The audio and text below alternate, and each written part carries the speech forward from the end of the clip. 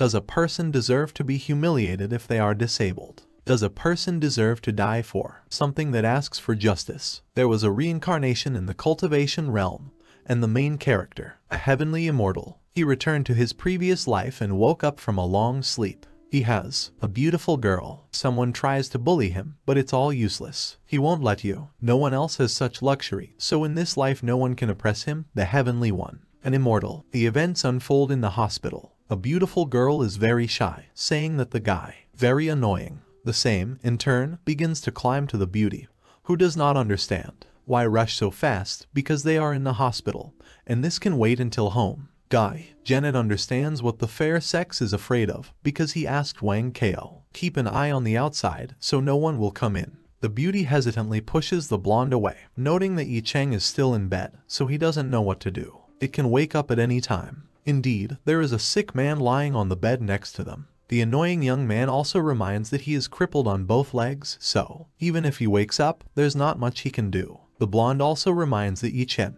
he had known about them long before this incident.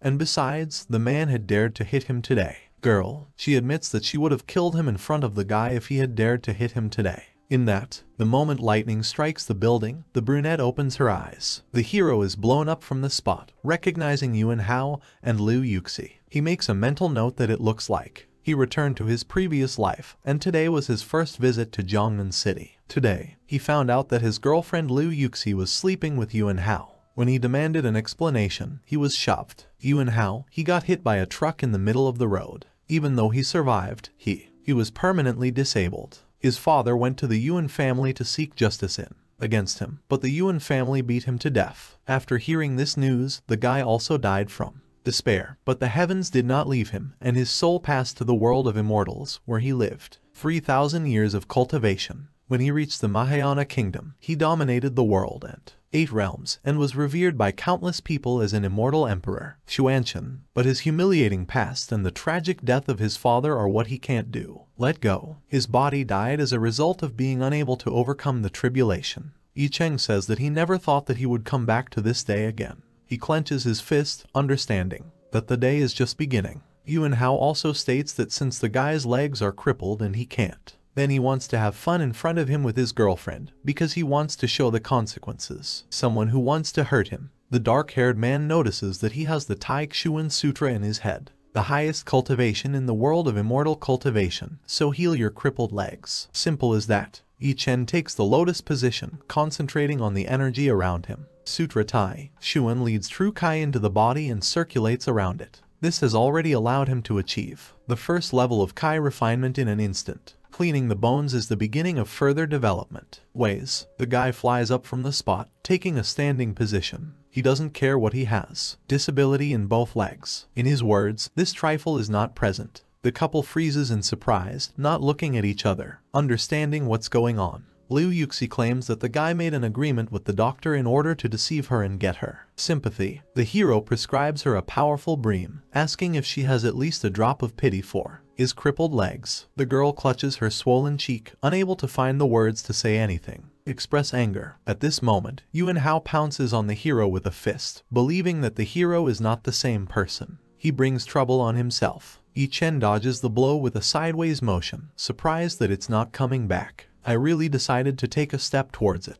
The hero prescribes a powerful blow to the blonde in the gut, forcing me to bend in two and drop to my knees, shivering from the heat in my chest. Yuan Hao, not seeing other options, encourages Wang Kao to enter. The huge bald carcass bursts into the room. He is 190 centimeters tall and weighs 200 weight. The blonde calls on his subordinate to deal with the guy, beating him to death. Liu Yuxi. She claims that her face should not be scarred, so she demands that she be put to bed as soon as possible. They took me to the best clinic. Wang Kao looms over the hero, beginning to stretch his arms and stating that he would make his life hell. At the next moment, the huge bulk of the big man crashes into the wall. Chen looms over the enemy, noting that no one has ever beaten him. The guy leaves the hospital. He, the immortal Emperor Xuanchen, in this world, no one can insult him or bully his family. The hero notices that he will make you slow down. pay off the debts of Yuan Hao and Liu Yuxi. Yi Chen understands that in today's incident, a girl named Chu Bingyu participated. She swerved sharply to avoid running into him and then turned into the car. As a result, she crashed into a barricade and was seriously injured, because of which she died in the hospital. The hero believes that, no matter what, he is to blame for what happened, so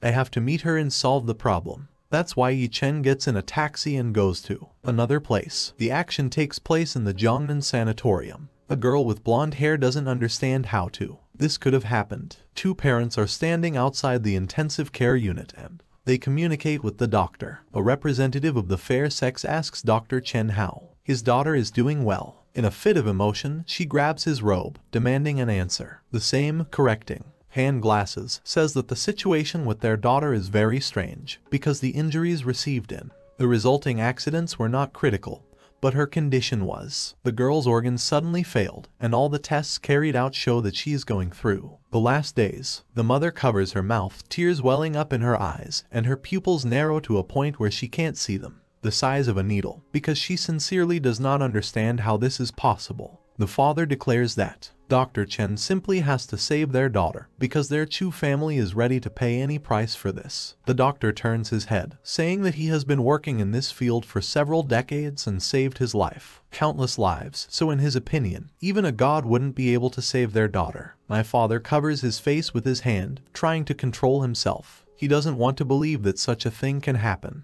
to their daughter. His wife almost faints because she can't believe it, that their 20-year-old daughter's life would end like this. There's an awkward silence. A man hugs his wife, trying to support and somehow calm her down. At this time, footsteps resound along the corridor, along with a voice stating that this is inappropriate. It was a joke, because who said that even God couldn't save her? This person was Yi Chen. The woman claims that she remembers him, because it was he who suddenly ran out into the middle of the road, forcing her. Their daughter collide with a barricade. The man also recognizes the guy, specifying whether he is here to ask for death. The hero also admits that the accident with their daughter is really connected with him, so he's here to save her. The doctor declares that the guy is crazy with his mouth full lies. He urges Yi Chen to get out of here. A man approaches Mr. Chu, telling him that I have to prepare for their daughter's funeral. The hero calls the doctor a jerk because he is completely wrong. Obworsel to talk about death to someone who is still alive. The guy explains that their daughter was born with cold body up to 10 years, so every day from 3 o'clock in the morning until midnight at their daughter's, her temperature was dropping and she was shivering,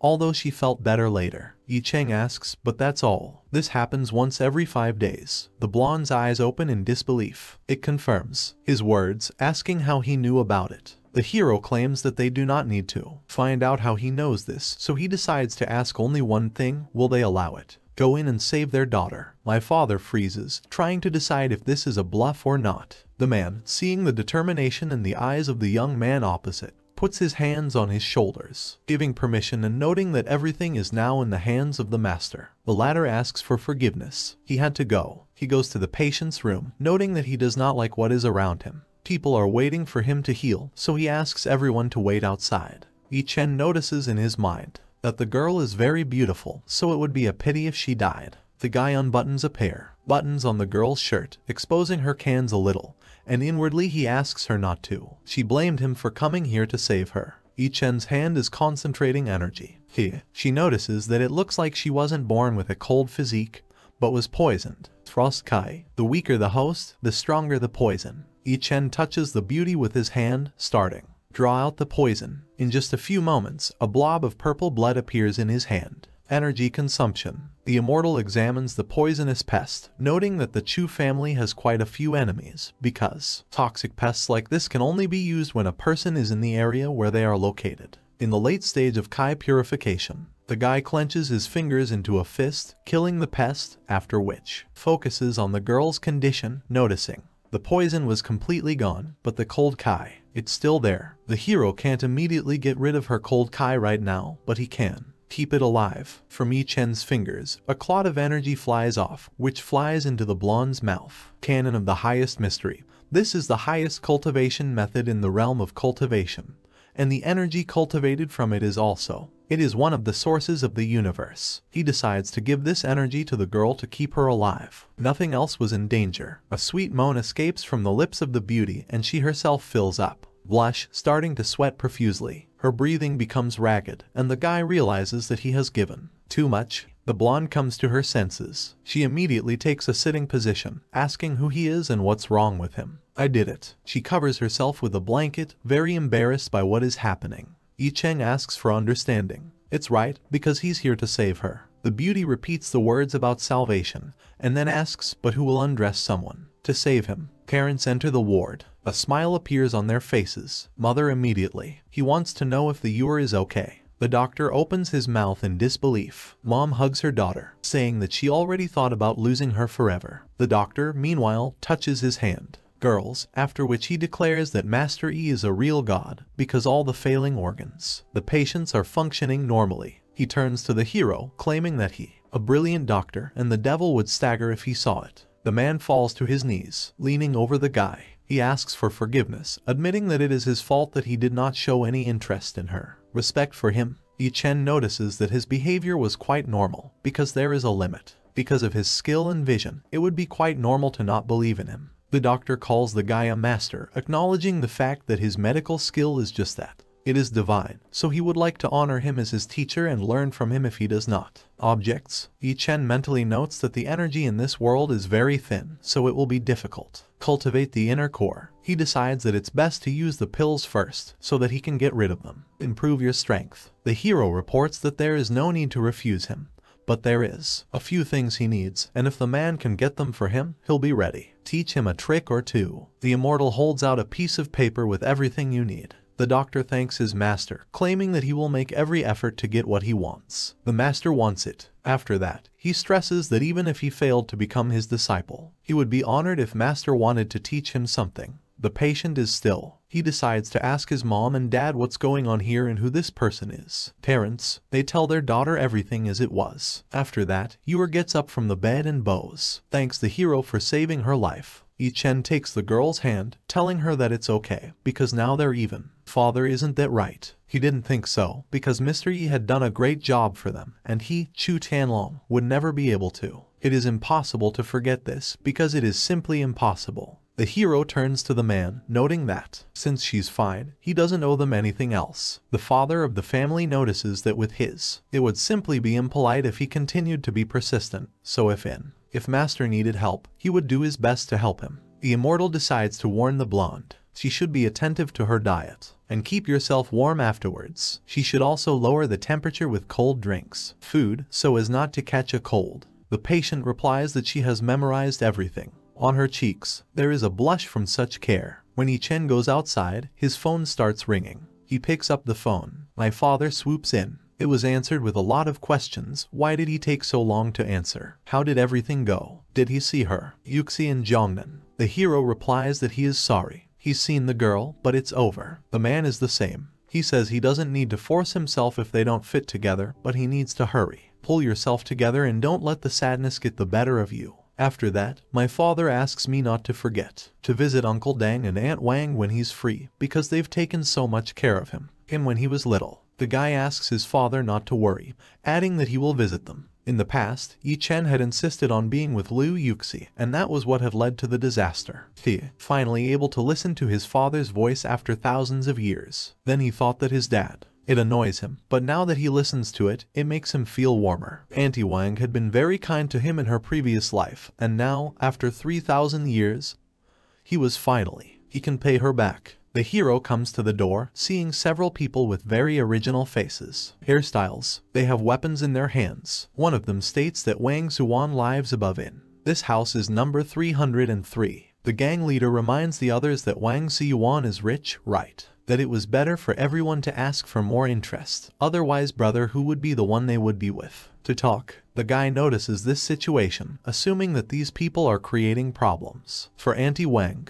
And the leader of the gang of bandits understands what Wang Zuan wants to do. Stand up for her. He approaches Yi Chen and says that if he wants to get involved in this case, then He should be prepared, because she was giving them $5 million. The bully claims that if a woman can't pay the debt, then today he will beat all of her family, including the hero. After these words, the immortal loses all desire to chat with the villains. The most talkative of them, he sends flying with a kick. Others are frightened by this. Fuse. The bandits see that their brother Jai has flown into the trash. Yi Cheng calmly approaches the door, saying that if they all left now, he would spare their lives. Yi Cheng goes to the door and rings the bell. The door is opened by his aunt, who immediately recognizes him. She's a little confused, so she asks why he's in Jiangnan.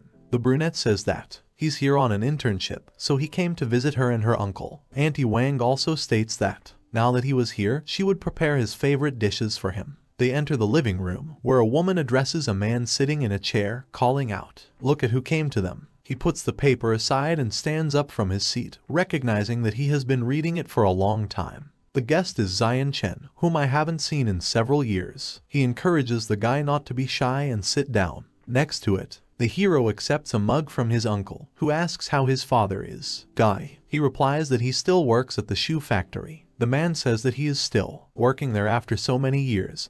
He then notes that Zion Chen is from a poor family, so Tom should work harder to take the weight off his father's shoulders. The man says that when he was at his age, he had already opened a company in Jiangnan. Xin Chen agrees, sipping coffee from the coffee shop. Cups, my uncle doesn't like it. In his mind's eye, he notices that the guy isn't even listening when older people give him advice. He believes that he already sees what the future of a relative will be like. A beautiful girl with luxurious forms enters the room. She's wearing a t-shirt, bearing the lower part of the tummy, short shorts and stockings. She asks her father who it is. He tells them that he is the son of Uncle Yi, their former neighbor, and that he has come to work in Jiangnan. The blonde grabs an apple from the table, noting that she doesn't really remember it. About yourself beauty. Notices that this is a random stranger who came to their house out of nowhere, so maybe he's just trying to ask them for help. After a few minutes, the four of them sit down. At the table, the uncle encourages the hero to try his aunt's cooking and tell him if it has become tastier from previous years. Yi Chen reports that her cooking is still good after so many years. Mentally, he notes that after 3,000 years, the girl thinks that the guy is very flattering. She assumes that he's going to ask them for help next time. Auntie Wang decides, find out if a guy has a girlfriend. The same one gives a negative answer. The woman is happy about this because he might not have known it, but they and his father had actually arranged for him to meet Lin in the past. Zhu wedding. These words almost choke the blonde, who jumps up from the table, and, embarrassed by my mother's words, she asks if she is joking about the wedding. In her mind's eye, Beauty notes that she thought he was here to ask for their help. I never thought he was here for her. A representative of the fair sex believes that this is absolutely not the age to remember old traditions. The brunette decides to clarify the situation, saying that his aunt was confusing something. After all, he had never heard his father mention it. About this, Auntie Wang also reports that they thought to raise the issue after Lin Zhu. He was going to graduate from university, but they didn't expect him to be in Jiangnan right now, so it became a big deal for them. A surprise. The girl declares that now is the age of free love, so there is no more this old love story. Traditions of convenience. After that, the blonde turns to the hero, saying that he should look at yourself, because he is a person who does not think about how to work hard, but thinks about how to get a wife with all these old traditions. She thinks it's a very good idea. A despicable act. Auntie Wang urges her daughter to calm down, saying that this is not the way to treat children. No, it's very impolite. Lin Yu doesn't understand why she would protect such people. How is he? The blonde says she's had enough of this. She gets up from her seat and leaves. The same uncle asks the guy to follow him. As they walk away, the man lights a cigar, saying something. What Lin Zhu said wasn't too bad, because even if his family was poor, he still had to pay for it. The ambitious uncle believes that he should think about how to work hard to earn money, rather than relying on these old traditions to get yourself a wife and family. Van hands the hero a card with 100,000 on it, encouraging him to consider it as a gift. Funding, since she and his father were pretty close at the time. Uncle also. He asks me to forget everything about the arranged wedding between him and Lin Zhu. Yi Cheng points out that Uncle Day misunderstood him, because if his aunt hadn't mentioned it, he would have. I wouldn't even know there was a marriage. The hero reports that he still has a lot of unfinished business. He was in Jiangnan, so he needed to leave, but he would visit them with his aunt when he was free. The man also encourages the guy to work hard for the financial condition of his family, and then he will have a good job. he would have a chance to be with Lin Zhu. The brunette says goodbye to Auntie Wang, handing over the card and saying that if she had any problems, she should call him. He'll do his best to help. The woman is happy with this behavior of the guy, realizing that it is not in vain about this. I did, but she doesn't quite understand what he was talking about. At this time, the boss comes to visit his subordinates. He's angry because they couldn't even get that one back. A small sum, but he still decides to find out what happened. The beaten bandit admits that. Useless, but that guy is really strong. Brother who interrupts Tom, starting to kicking, asking where this boy was that dared to disrespect him. At this point, the hero appears, who asks if they are looking for him in an hour. The leader steps forward, and the crowd rejoices that Brother who has taken up the task. They also want to see how Brother who will beat up the hero. The bandit claims that this kid is a piece of dead meat. It acknowledges that, after working here for so many years, he had never seen anyone who dared to speak their mind to him. Opinion. So Yi Chen is the first thing who thinks he should get paid for. He pounces on the hero with a fist. The brunette calmly takes a heavy blow from the fighter without even moving or blocking. His Zhu freezes in place, starting to worry a lot. Beads of sweat appear on his face. One of the bandits laughs, thinking that Yi Chen was very scared, and the other notices that the speed their brother whose strength is practically the same as that of a famous professional wrestler, so this one. The guy's dead for sure. At this moment, a smile appears on the latter's face. It starts move at an unthinkable speed and in just an instant is behind the bully. 2 fingers of the hero stick into the pain point in the armpit area, which causes a cry of pain from the brother. XY. His companions are perplexed, not believing that Brother who has lost. The hand of a pumped-up man. It trembles, hanging down at his side. At this time, the immortal appears in front of him, about to strike. Another 2-finger swipe. A man can't believe that this guy is one of them. Masters of martial arts. Brother who already thinks that it's over and he's going to die here today. Yi Cheng stops his kick in the middle of the floor. The last moment, his fingers are mere millimeters away from his opponent's throat. Jock. He is amazed that he wasn't killed. The dark-haired man puts his hands in his pockets, asking if they can now talk. The man thanks the martial arts master for not killing him, and then he adds that the master does not need to repay his aunt's debt, even interest. He offers to accept it as an apologetic gift. The reborn one notes that they will return as much as they should, because this is the reality, but it is important for him to know why. Auntie Wang is in debt. The interviewee explains that the aunt said that her company is in debt and we need money to cover them. Yi Chen notices in his mind that the energy in this world is very high. It's thin, so it's probably impossible for a cultivator to appear out of nowhere. He wants to know more, so by reminding the man that he addressed him as a martial artist, which he technically isn't, he asks if he can tell you more about it in detail. At this time, a familiar blonde passes nearby, who is the daughter of an aunt.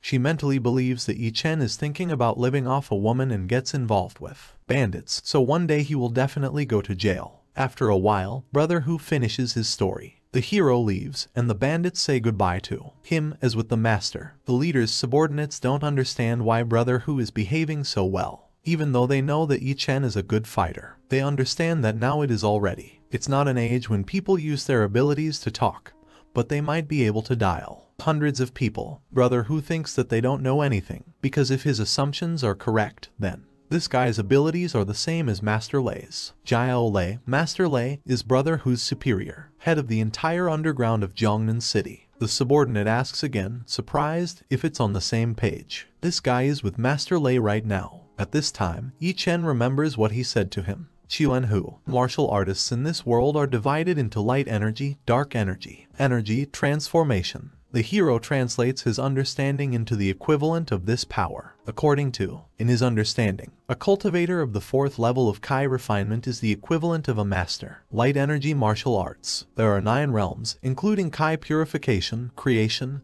and healing. Foundation, golden core, nascent soul, divine transformation, consolidation, Mahayana, and tribulation. Yi Chen concentrates on the energy around him. In his previous life, he had reached the Mahayana realm, so that even if he had to start all over again, he still had thousands of years of experience. Cultivations. With the help of the canon of the highest mystery, this will be an easy job. As expected, refining level 4 Kai took an hour. Things are difficult at first, but as soon as Chen Ping, if he gets some herbs, he can start cultivating the core. Then it starts ringing. Telephone. The hero picks up the phone. Chu Bin Yu calls him. The guy greets her, immediately asking What do you need? The interviewee notes that he has just arrived in Jiangnan, so it will be difficult for him. It's hard to rent a house, but they have an empty house, so if Master Yi doesn't mind, then he can settle in it. Yi Chen decides to accept the offers and then send him the address where he wants to go. He'll arrive right away. It will also rid her of the cold Kai in her body. Later in the evening, the guy walks together with the girl on the territory of the house. The beauty asks if Master Yi likes this place. The hero also admits that he actually has no special requirements for housing.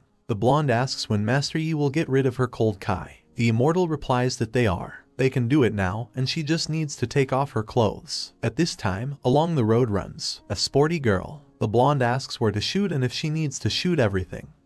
He undoes the buttons and starts to take off his shirt. The athlete opens her mouth at this, not understanding what they're doing, but then mentally noticing what rich people have in their day. There really are ways to have fun. The guy thinks that the beauty is joking, because this, same as yesterday. He turns around, noting that it's best to do it inside. The runner is the same, decides to get out of here quickly. When they enter the house, Yi Chen begins to heal. He lightly touches her stomach, starting to pour your energy into it. The same one is a little shy, but mentally understands that he does not have bad intentions, and his hands are very warm, too. After some time, the reborn one reports that the cold energy in her body has been completely removed, so she can walk. The blonde girl thanks Master Yi, noticing that tomorrow night her father is hosting a banquet in the Moon Palace, so she hoped he would be there. Beauty passes to the hero. Invitation. The immortal also mentally notes that he was here for half a day and felt at ease. It's quite pleasant, because there is enough spiritual energy at the top of the mountain. He remarks dreamily, what if a spirit formation was built around this villa? Here the hero picks up movement in the window of the neighboring house. Several people in black suits are dragging a girl in a black dress. One of them is holding a good camera. The guy understands that something is wrong here.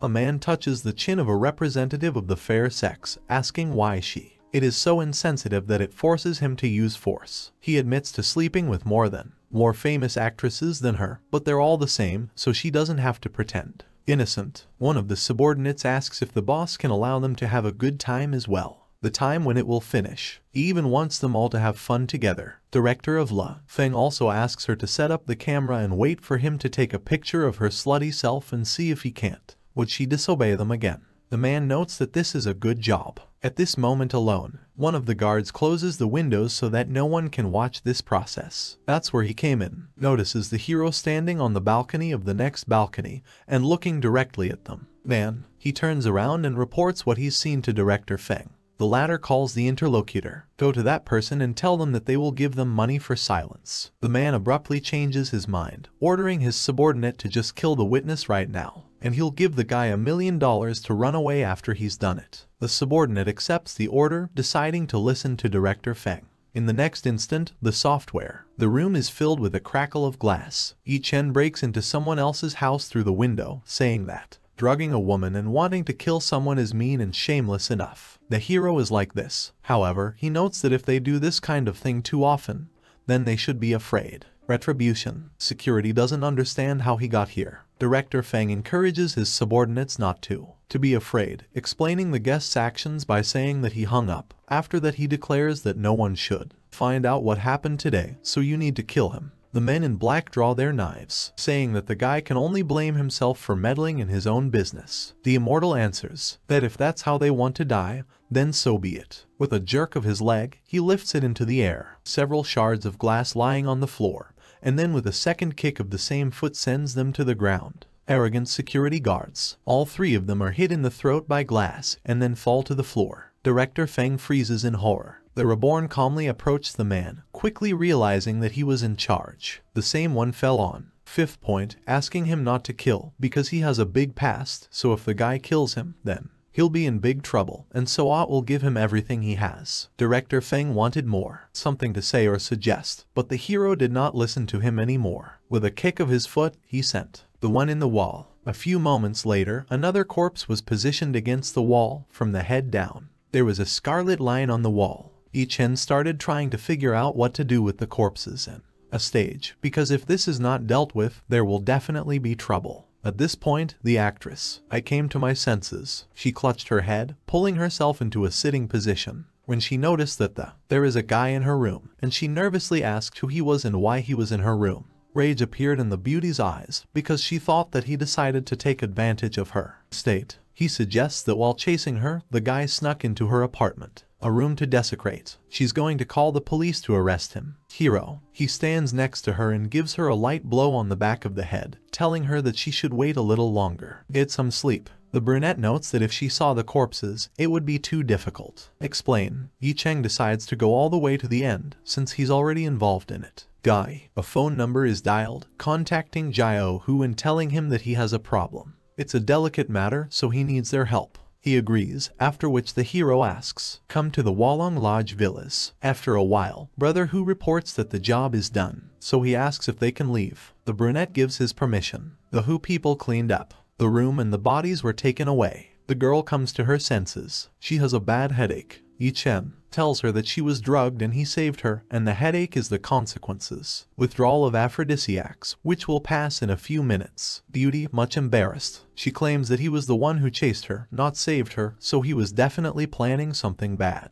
Immortal notes that to believe or not depends on her. The actress is amazed at how much. The guy is calm. She assumes that she misunderstood everything. Then she remembers about Director Feng, after all, was the one who insisted on sending her back. It assumes that Director Feng had given her medicine. Here is the look of the fair sex. Stops at the camera in the room. She wants to see if there's anything written on it. The actress looks at the security cameras. Tears are running down her cheeks because this is really that bastard director did it. After finishing the recording to the very end, she is amazed that the guy was so capable. At this time, the hero is engaged in cultivation at home. It is very pleasant for him when there is spiritual energy around. If it went back to the old place, then it would probably take up to 10 days to stabilize the sphere. When will the pill be ready? Finally, he will be able to complete his evolution with the spirit gathering formation and break through to the late stage. His failures in his previous life weren't caused solely by him with his inner demons, but also because he was moving too fast, which led to destruction of the foundation.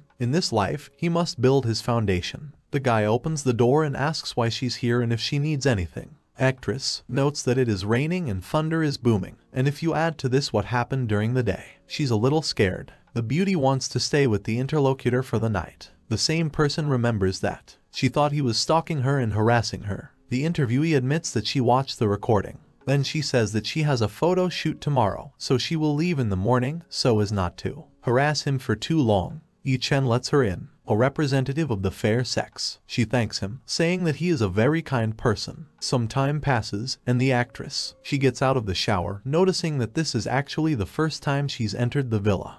Since Chu usually only uses her for guest service, not sales, so she's the only one who's really interested in working with her. He can't believe the kid was able to buy this. The reborn one replies that he didn't buy it. I just helped the Chu family, and it was their gift. The guy straightens out the bed, saying that if she is going to sleep here, then she should behave. Quietly, the interlocutor replies that she will not make the slightest sound again. They go into the bed, and the girl notices to herself that, to her surprise, she feels comfortable being close to that person. She decides to apologize for misunderstanding him. Immortal asks not to pay attention and just sleep, but the interlocutor wakes up. Interest. She asks if he is a killer, then notes that she saw that he is trained in techniques, but she wonders how I got there so far away. The hero falls asleep. It's amazing. The beauty, because she doesn't understand how a killer can just let down his guard, but infuriates. Her other name. She realizes that he is so uninterested in her that he immediately falls asleep.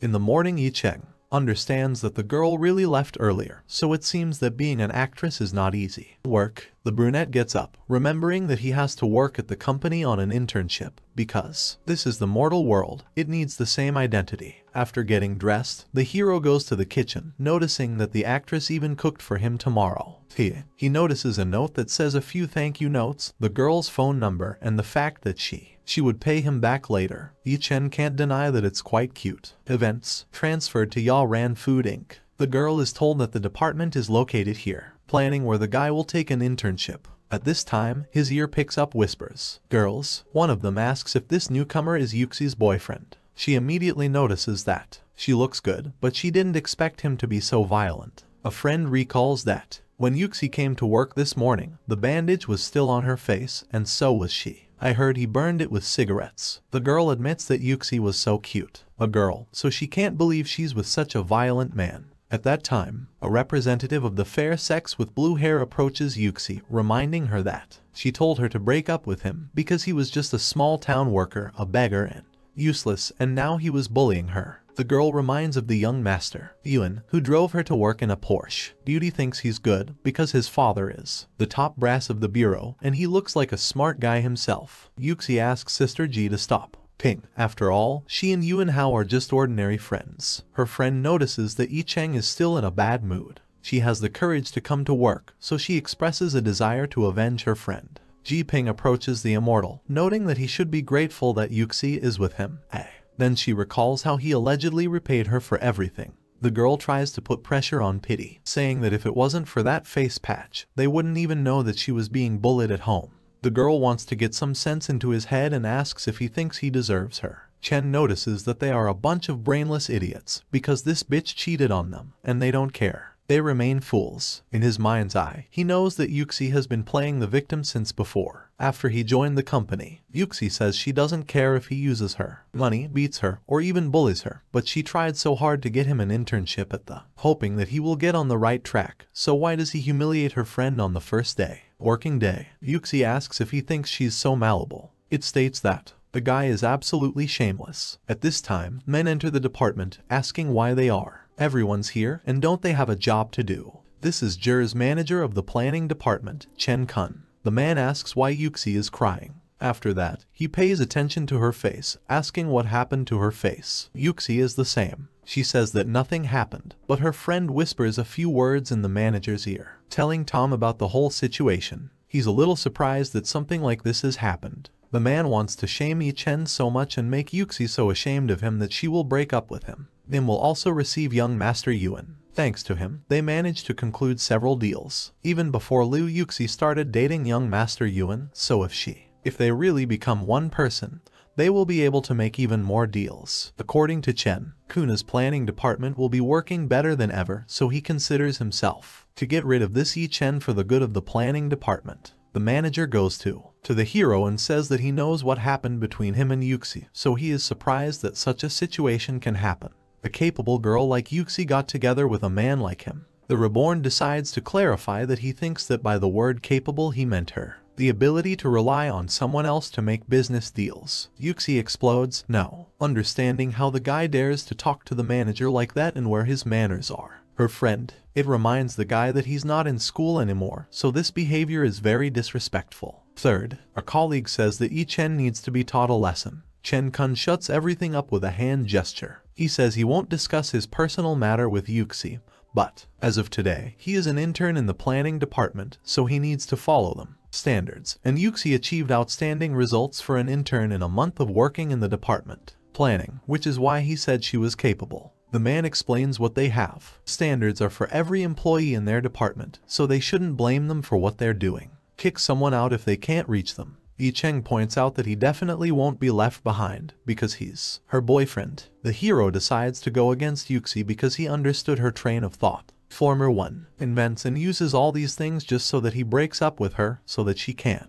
get together with Yuan Hao without compromising your reputation. He just can't allow it. Yuxi calls the guy a freak because he does all this to disgust her. It states that she would see him complete his task as a lowly small-town employee. Chen Kun also notices that since Yuxi trusts him so much, he will have to give him a difficult task. The girl agrees, saying that she is confident that Yi Chen will do a great job. Man says that one of their main tasks in the planning department is product promotion. The company, but right now Jiaran lacks a brand ambassador. Senior employees of this department communicated with many celebrities and influential people from Jiangnan, but a suitable candidate never found it. The manager emphasizes that even Yuxi could not cope with this task, but once the guy considers himself more capable than her, he will entrust him with this task, which he assigns. The hero is only 3 days old. Yi Chen decides to clarify, a celebrity is all they need. If so, then this is a simple task for him. Yuxi's friend stands up for her, saying that Yi Chen should not be amused. Their overconfidence, because she has been working in the department for 3 years and has never once have seen a newbie succeed. Another colleague notices that she has never seen such a forgetful blockhead. Yi Chen makes a call to his neighbor, saying that he works in the planning department, Jia Ran Food Inc., and that he would like to talk to her about cooperation. Actress notifies that he will arrive soon. Colleagues think that the guy is delusional and he needs to see a doctor. Another believes that such shameless. The world hasn't seen people yet. The girl with the blue hair emphasizes that this guy is he's only good at this role, so she has to break up with him. Yuxi decides to talk to the guy. She grabs him by the arm and leads him into the next room, while her friend calls for her to leave. I broke up with him. The girl notices that the guy treated her well then, so she doesn't understand why he did it. Can't look at the situation from her point of view now. Yuxi notices that she has a big heart here, the future, but if the others find out that she cheated on them, then she won't be able to work anymore. Here, she asks Yi Chen to break up with her. The hero says that she cheated on him, so he doesn't have to protect her reputation, so he's not just going to break up with her. So, here the beauty, pointing her finger at the guy, declares that he is also not soft and fluffy because, if he wasn't broke, she wouldn't have cheated. Yuxi wants to say what he should have done. If he really loved her, however, the immortal stops tolerating these antics. In a pair, inches from the girl's head, his fist slams into the wall, leaving an impressive dent. The representative of the fair sex is speechless, and the brunette reports that it is she. She'd screwed up, so she shouldn't go out of her way to imagine that he'd be caring. According to the reborn, the interlocutor does not deserve such an appeal to herself. Guy, he moves away from the girl, urging her not to bother him again, otherwise she may regret it. Yuxi asks to wait, claiming that if she can't live well, then neither can he, because as soon as his D-list celebrity showed up, she would make him feel uneasy. Girlfriend decides to find out how it went. Yuxi admits that she never thought he would change, so she decided that she would break up with Yi Chen. Ji Ping tries to calm her sister down because she should have to make this decision many years ago, and then get together with young Master Yuan, who he treats her much better. At this moment, the famous actress Ning Kui enters the building in escort of security guards. Many are amazed by its appearance in this place. They are also, I wonder what such a popular celebrity forgot here. The manager of the planning department goes out to Miss Ning, introduces herself, and asks if she's here. Come here to talk about collaboration. Mentally, the man is amazed that he has encountered an A-list celebrity. He assumes that this is the work of young Master Yuan. After receiving a positive response from the actress,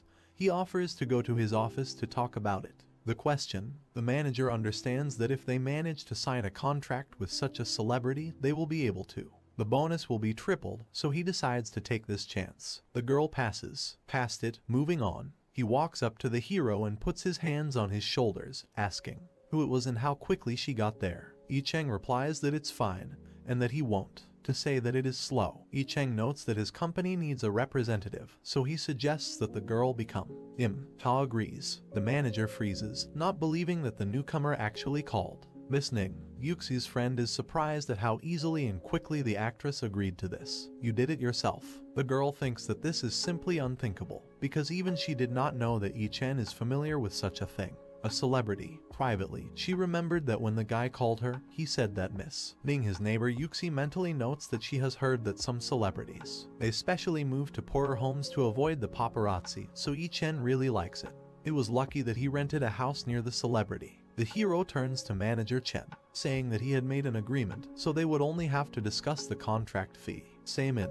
The answer states that the company's budget is only 100,000 yuan, so that the star of this, a scale like Miss Ning's, probably wouldn't be enough. Yuxi claims that manager Chen, I asked him to find a regular representative, and he called a first-class star like Miss Ning. Didn't even consider whether the company could afford such a person.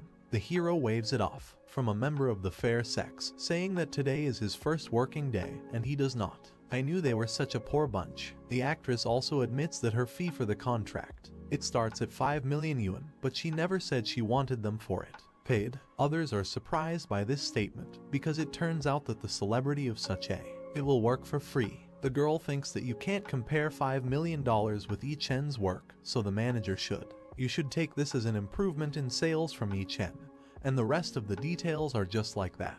Discuss it with her assistant, because she's going to have lunch with Yi Chen now. Hero rises from his seat, noticing that Ning was probably tired from the rush, so he would treat her to lunch. The interlocutor declares that it is she who should treat him, because he also saved her life. The manager is trying to recover. In his head, the words of a celebrity about what to do are spinning.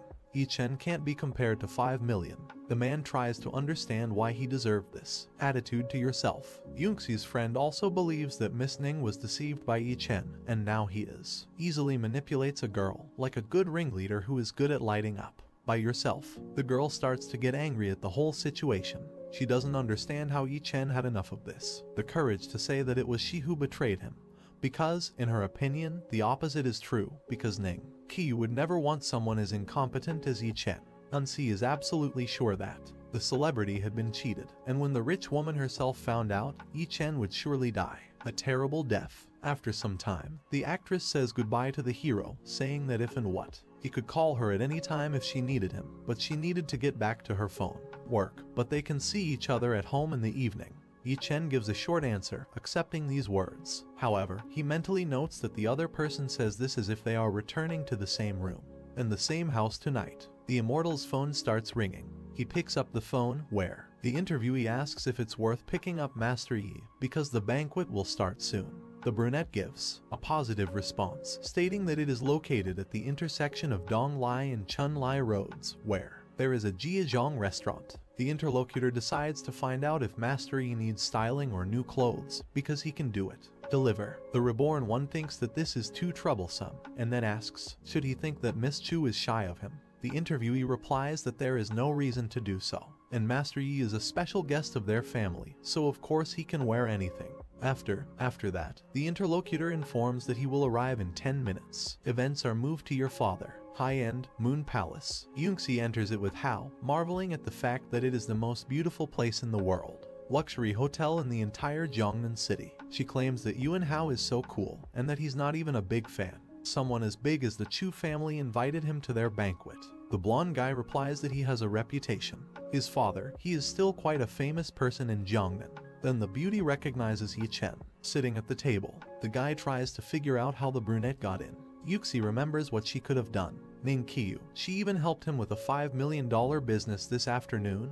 Right, that this is quite possible. Yuan Hao thinks it's impossible, because if she really is, if she brought him with her, then why did she agree to have him in rags, which are a disgrace to her? Hearing this, Yuxi assumes that the guy snuck in here. The blonde man agrees with her, saying that the guy was looking for trouble for sneaking into the Chu family's banquet. X calls security in. Pointing at the guy, he asks how a stray dog could have gotten into the Moon Palace. Shi calls to get him out of here. The guards approach the hero, not understanding how someone could just sneak into the Moon Palace and where did he have the nerve to do it. The immortal remarks, rising kippish and trying to figure out what's going on. Yuan Hao claims that his father is Yuan Zhong from the Education Bureau, and that man over there is his son, a fellow student at the university, a notorious punk, so he assures them that he snuck in here and calls to expel the hero now. The guard notices that since the young master said so, then he is sure that they were not mistaken. He goes up to Yi Chen and asks him to show them his body, an invitation, or they'll have to send him out of here. The immortal notes that his brought Chu Bingyu here, and that he had never heard anything about the invitation. The blonde guy is hanging over, above the hero, clarifying how dare a brat like him directly call out Miss Chu's name. Yuxi notes that Yi Chen should write a book for all his lies, after which she asks if he doesn't know what to do. Does a guy think he has some power just because he knows a celebrity? The guards ask you not to blame them for being rude, since Mr. can't show them his invitation. At this point, the hostess of the event appears. The beauty doesn't understand who dares badly contact Master Yi, and then notices that someone probably wants to get into the trouble. The guests are a little startled by Miss Chu's appearance. The blonde man freezes in shock, realizing that the guy has just been addressed as Master Yi. Miss Chu bows her head to the hero, begging for forgiveness and saying it's her fault. Yuxi intervenes in. This is by claiming that the guy is a real liar and that he molested another celebrity this morning. With their sweet speeches, the blonde turns around, noting that she didn't ask anyone else to do it. I told her what kind of person Master Yi is, and besides, she calls everyone out before saying what, or about others, think about who they are themselves. The blonde asks security to take the couple out. Yuan Hao asks to stop, because his father is Yuan Zhong from the Ministry of Education, so he was invited by the Chu family itself. The host of the event notes that his father did not tell him about the topic of today's banquet, so the guy should go home and ask him on his own.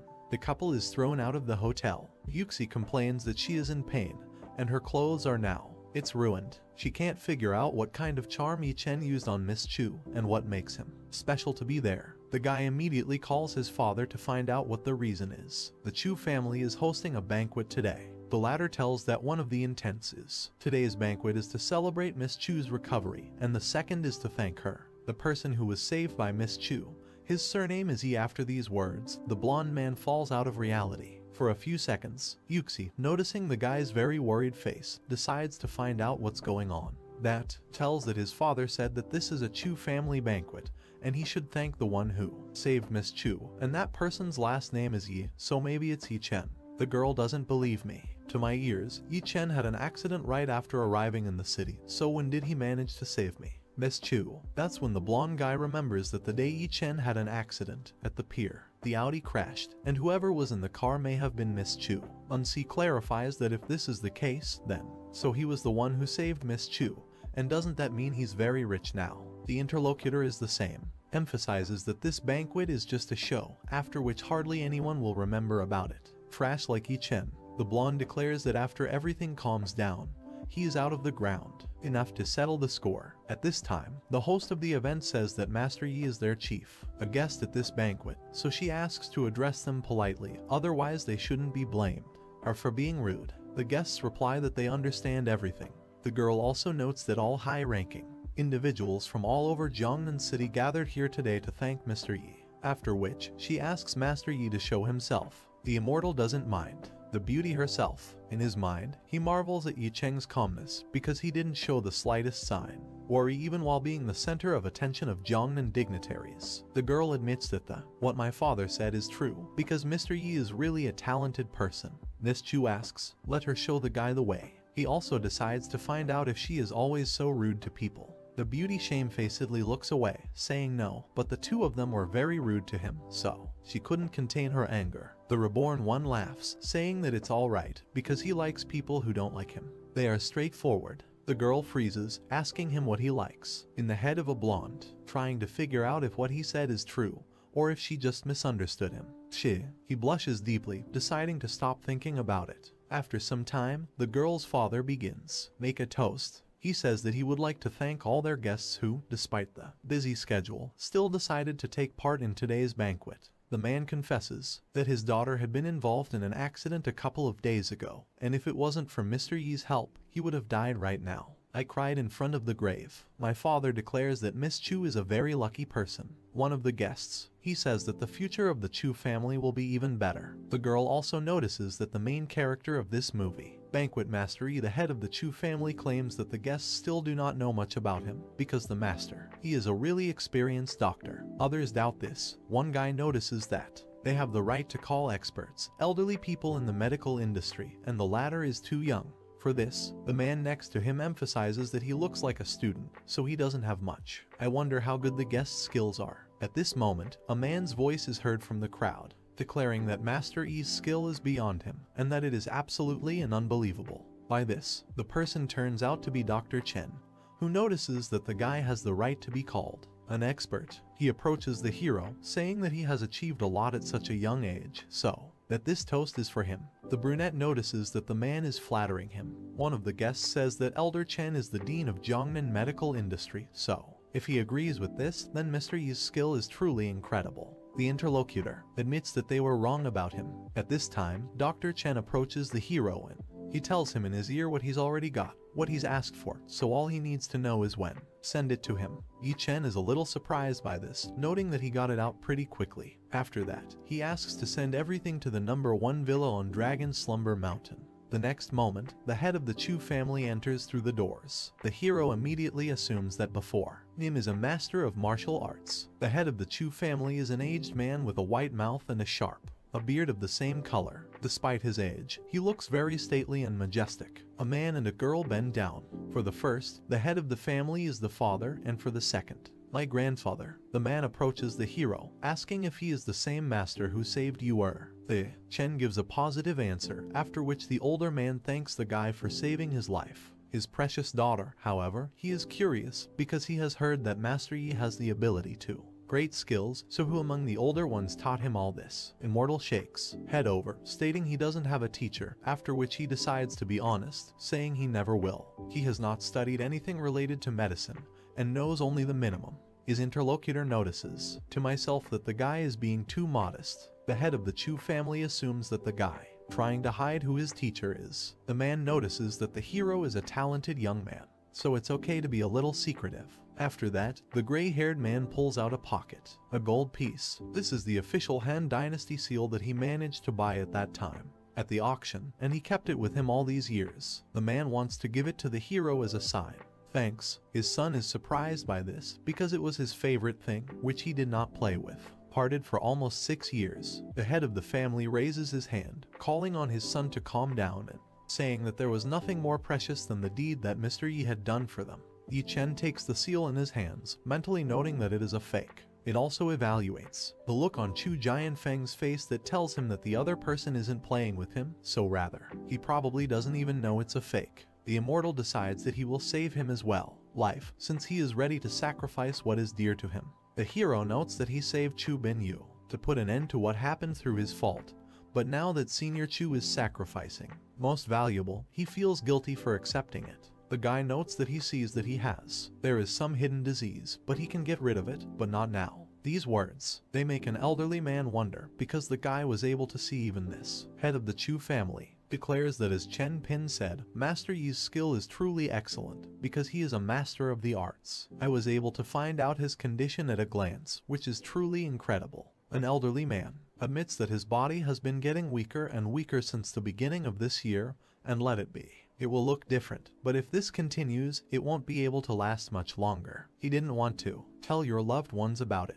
because I couldn't find out where the disease is located. Tianlong From states on his own behalf that he can guarantee that as long as he is able to treat his father, he will. Yu also asks for Master Yi to save her grandfather. The guy explains that in order to find out what kind of disease it is, a more detailed study is needed. No, but he'll do his best. After these words, the father turns to his daughter, saying that he had heard that Master Yi hadn't graduated from university yet, and was currently practicing in the food industry companies, so the man wants Yu to buy this company and give it to Master Yi. The blonde says that she will do it right now. Yi Cheng decides not to refuse the gift, mentally noting that Auntie Wang needs money, so she might need it. After all, this company will be able to solve some issues for her. After the banquet, hero returns home, reflecting on Chu Jianfeng's illness, which may be caused by demonic creatures, but it is more likely that the poison that caused the freeze. Chu Bingyu, just like him. If he correctly identified the reason, then everything becomes more and more interesting.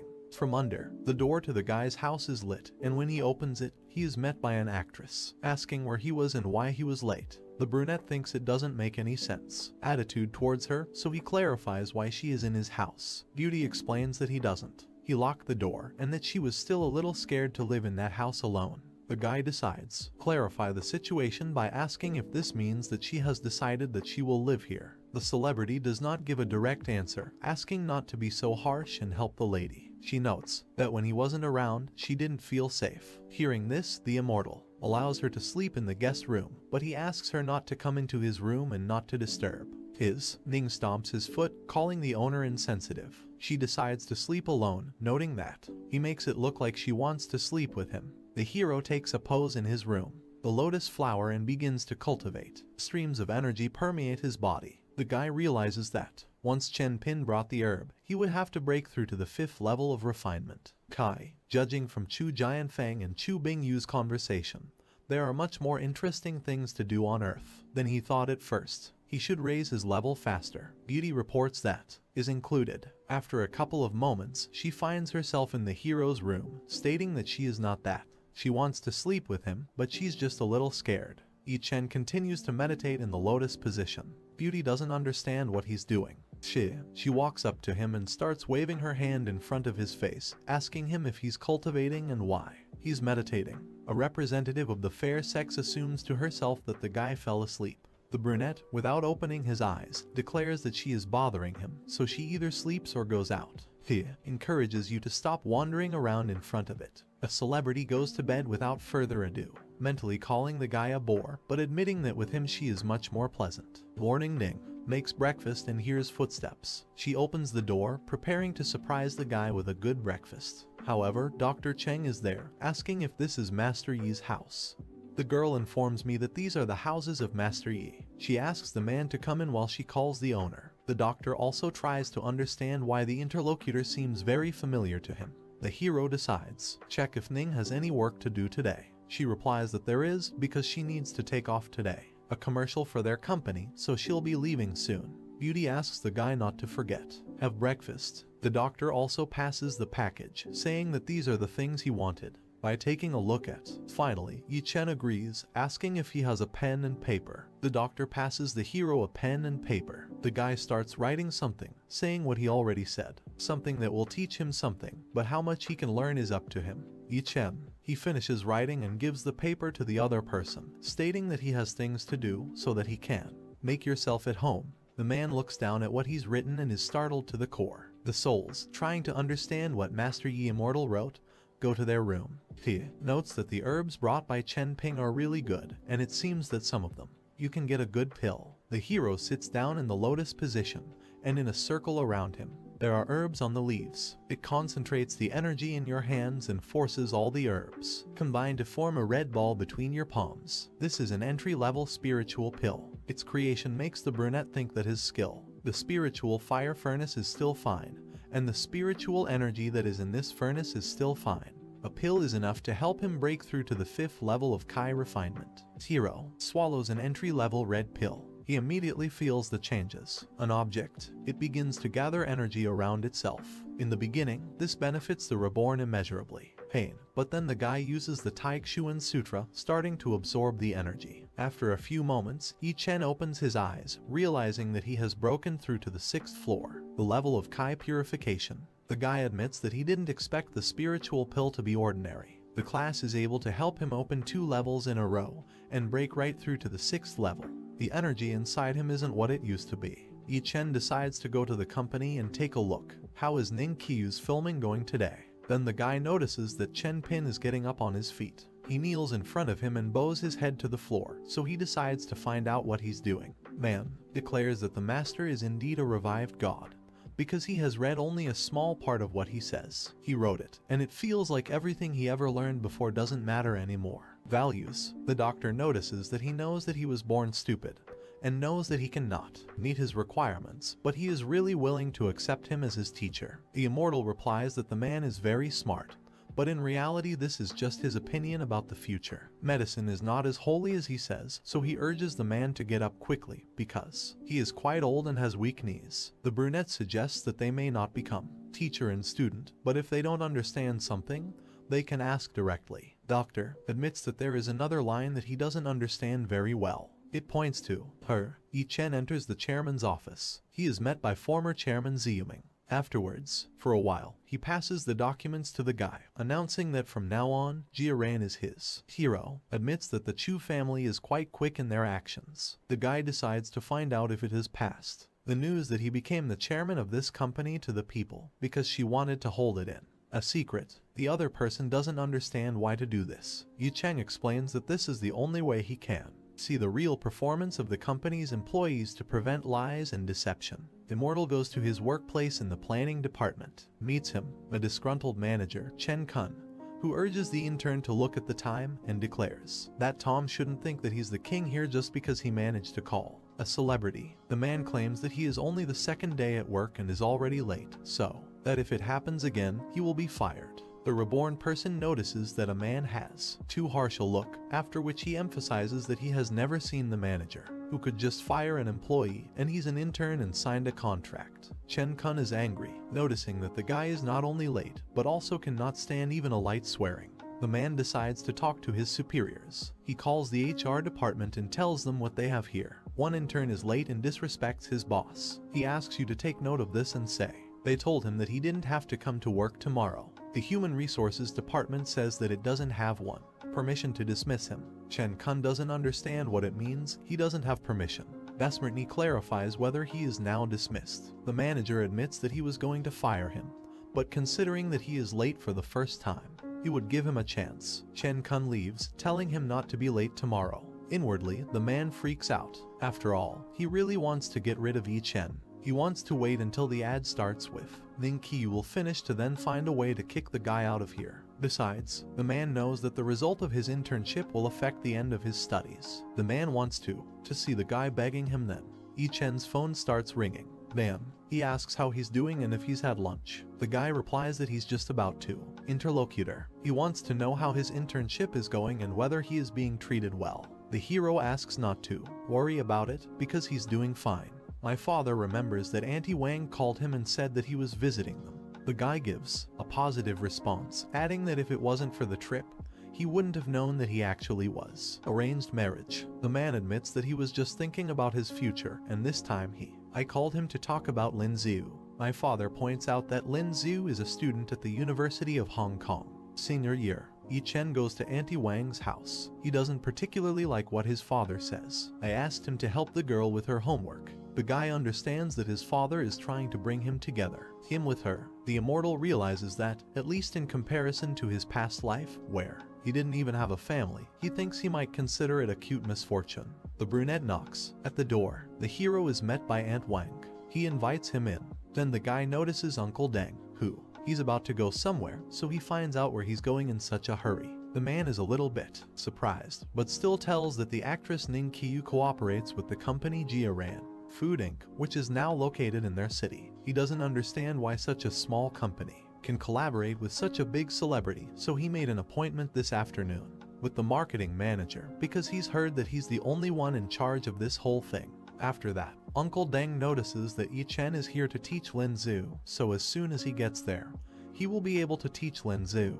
When she finishes her work, she'll give him something to eat. The immortal says goodbye to the man, after which, ask Auntie Wang if Lin Zhu is home. The woman reports that the girl in her room is doing homework, so he can stop by her place and she's going to wash some fruit for him.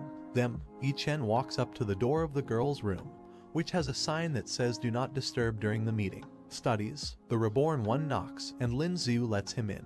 The girl crosses her legs, hands on her torso, stating that she had agreed to let him practice with her exclusively. Because I couldn't beat my mother. A representative of the fair sex says that now that he is here, he must promise 3 things, and if he says no, he can just walk away. The brunette is ready to listen to her. She's the same. It starts. First of all, apart from her education, she wouldn't talk to him about anything else. Secondly, he should not touch anything in the room, especially her. Thirdly, she knows that her mom really likes him, but there can't be anything between them, so he has to take a break. You should never fall in love with her or even think about anything like that. Lin Zhu emphasizes that if he agrees to this, then she will agree to be taught by him. Yi Chen agrees to this, adding that he really hopes that she will also remember something. First, he's here because of his father and Aunt Wang. Secondly, apart from education, there is nothing for him here interested in. And as for the third, she thinks too much about herself, and he is not interested in her. Underage teenagers. These words make the beauty very angry. The immortal notices that they should stop wasting their time, so he asks her what she doesn't understand. Tench, Zhu doesn't understand why the guy is so obnoxious. She walks over to the table and points to something, a task that doesn't understand it. The girl decided to ask the most difficult question to watch. Does it know how to solve it? After running through the task, the brunette notes that it's not difficult, because she just needs to use a single formula. She wonders to herself what he can really decide. She approaches the guy, pointing to another task and telling him that another task is not necessary. Understands. Yi Chen claims that there is a part of the question that is confusing, but it doesn't help. It's worth worrying about, because he'll figure something out, and if it doesn't work out, then he will listen and try to solve it himself. Immortal thinks about the situation with money at Aunt Wang. He needs to make a skid for her, however, he can't just take money from Jia Ran, even though he is now the head. The guy realizes that he needs to earn money himself to help Aunt Wang. Lin Zhu then notices that the teacher is flying in the clouds, so she asks him where he's looking. Indeed, the hero's gaze was directed at the luxurious cans, a teenager, while he pondered the situation. The girl asks if no one has told him anything. I told him not to stare at the other lady, because it was really rude. The guy apologizes, saying that I just passed out. The beauty decides to continue with her studies and not get hung up on this. After a while, Lin Zhu stretches in his chair, admitting that even if Yi Chen looks like he doesn't know what to do. just an expert, but a real expert when explaining questions. Then the girl's phone rings and she says. He picks up the phone. She's talking to someone, noting that she's forgotten she's supposed to be here tonight. There, the girl asks the guy to come out so that she can change her clothes, because after that she will go to karaoke with your classmates. The hero asks again about karaoke, mentally asking himself, and did she go outside at this time in her previous life? The blonde asks what he wants to do. Her friend hides behind her. Both have moisture under. With your eyes. A plump middle-aged man does not understand why ladies are so tense, because their brother Hai just wanted to get to know them better, so there's no need to be afraid. Girlfriend, Lin Zhu steps forward, warning them that they shouldn't even touch them. The blonde demands to be released. The man says he doesn't care what they want, but here he is. It's up to the boss to decide who to let go and who not to. Lin Zhu grabs the phone, stating that if they go one step further, she'll call. The fat man snatches the communication device out of his pocket with a quick jerk. The beauty's hands, saying that it's all useless, so they'll definitely go with them. He gives the order. Subordinates grab the girls. Two friends wring their hands and cover their mouths, not allowing them to scream. The fat man says that they look amazing. Brother Hai is a huge bald guy, says he's a good-looking guy. Play with the blonde. Then a voice from the side asks if the crowd of men is not ashamed. Bullying two ladies. Everyone turns in the direction of the voice and sees Yi Chen. Someone immediately asks who he is. The hero replies that, technically, he is their great-great-grandfather. The reincarnated one takes off and deals with two thugs in a few moments, not one of them, making a serious effort. He puts his hand on Lin Zhu's shoulder, asking if she's okay. The girl is still confused. The boss of the same institution declares that once the guy dared, if I mess it up with them, he won't get out of here alive. Brother Hai on the radio calls everyone to go to toilet. The girl thanks the guy for saving her, but there are too many people here. Same guy. He asks her not to worry, because he promised Aunt Wang that he would take care of her, so he wouldn't let anything happen to her. A few moments later, a crowd of people enter the toilet. Fat boss also offers the guy, try again, since he fights well. The brunette notes that it doesn't matter how much he has people, because he won't let them touch her anyway. Brother Hai walks up to the hero, stretching fingers and asking if the guy knows who he is, so he'd better think about it before insult him. The reborn one grabs the man's wrist, starting to squeeze with an inhuman force. By force and asking, this is the hand that he touched her with. Without waiting for an answer, the guy. She says that the man should say goodbye to her. Tears run down the man's cheeks and a pained wail echoes through the room. His brush. It has acquired a dark blue hue.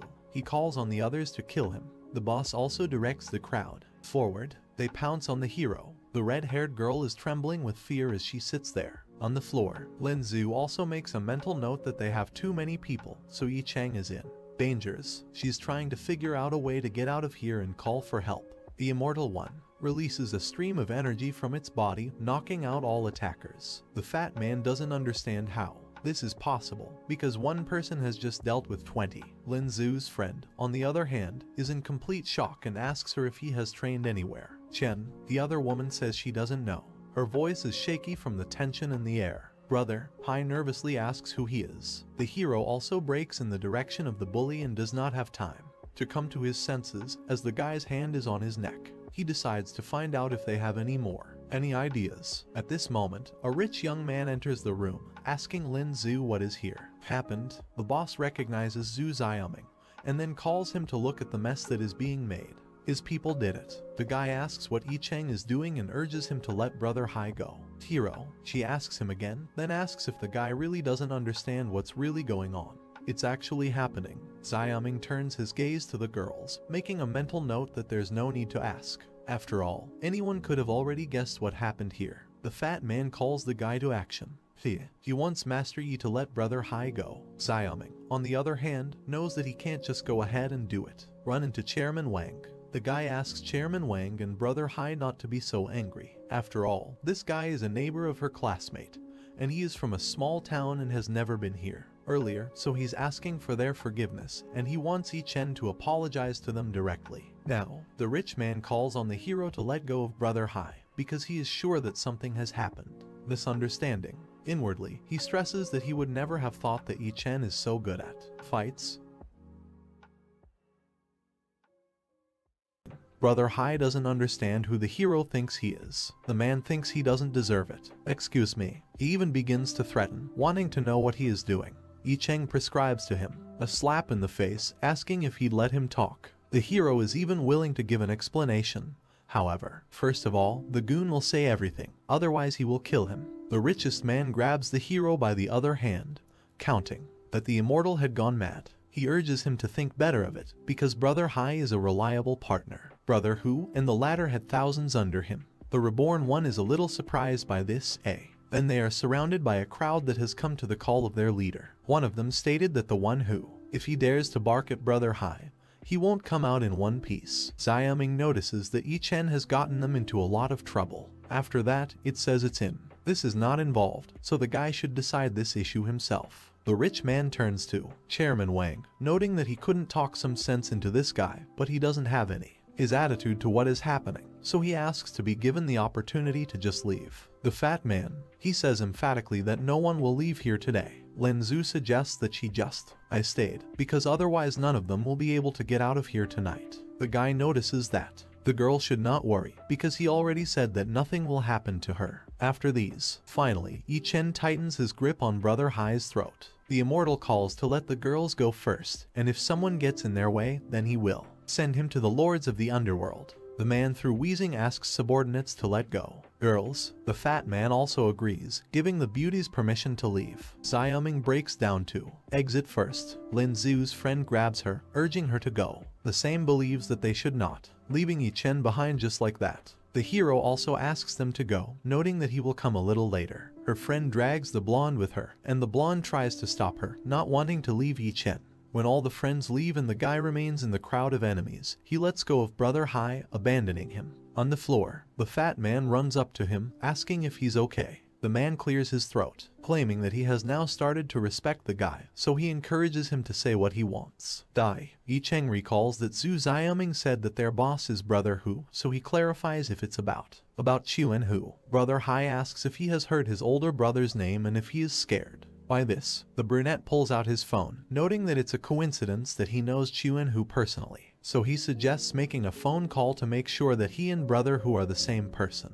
The same person. Chairman Wang gets angry, asking who he is to know Brother Hu personally, and if he tries to ask for help. Immortal ignores these questions by calling to a friend. The same person immediately recognizes Master Yi, asking if there is any assignment for him. Hero gives a negative answer, saying that one person named Zhao Hai said he wanted it. Deaf, and, apparently, he is a subordinate of the interlocutor, who wonders where that comes from. So much nerve. He politely asks Master Yi to let him talk to him. The hero holds out his phone towards Zhao Hai. A familiar voice starts scolding him on the phone, saying that Tom should stop fooling around, because Master Yi is not the person he wants to be. He can be provoked. After that, he asks where he is now. The bald thug. He is surprised, because he recognizes Brother Hu's voice, so he quickly replies that he is in the dynasty of Rome. KTV. Chuan Hu notes that everyone should stay put, because he is coming right now. Chairman Wang decides to ask how you know Brother Hu.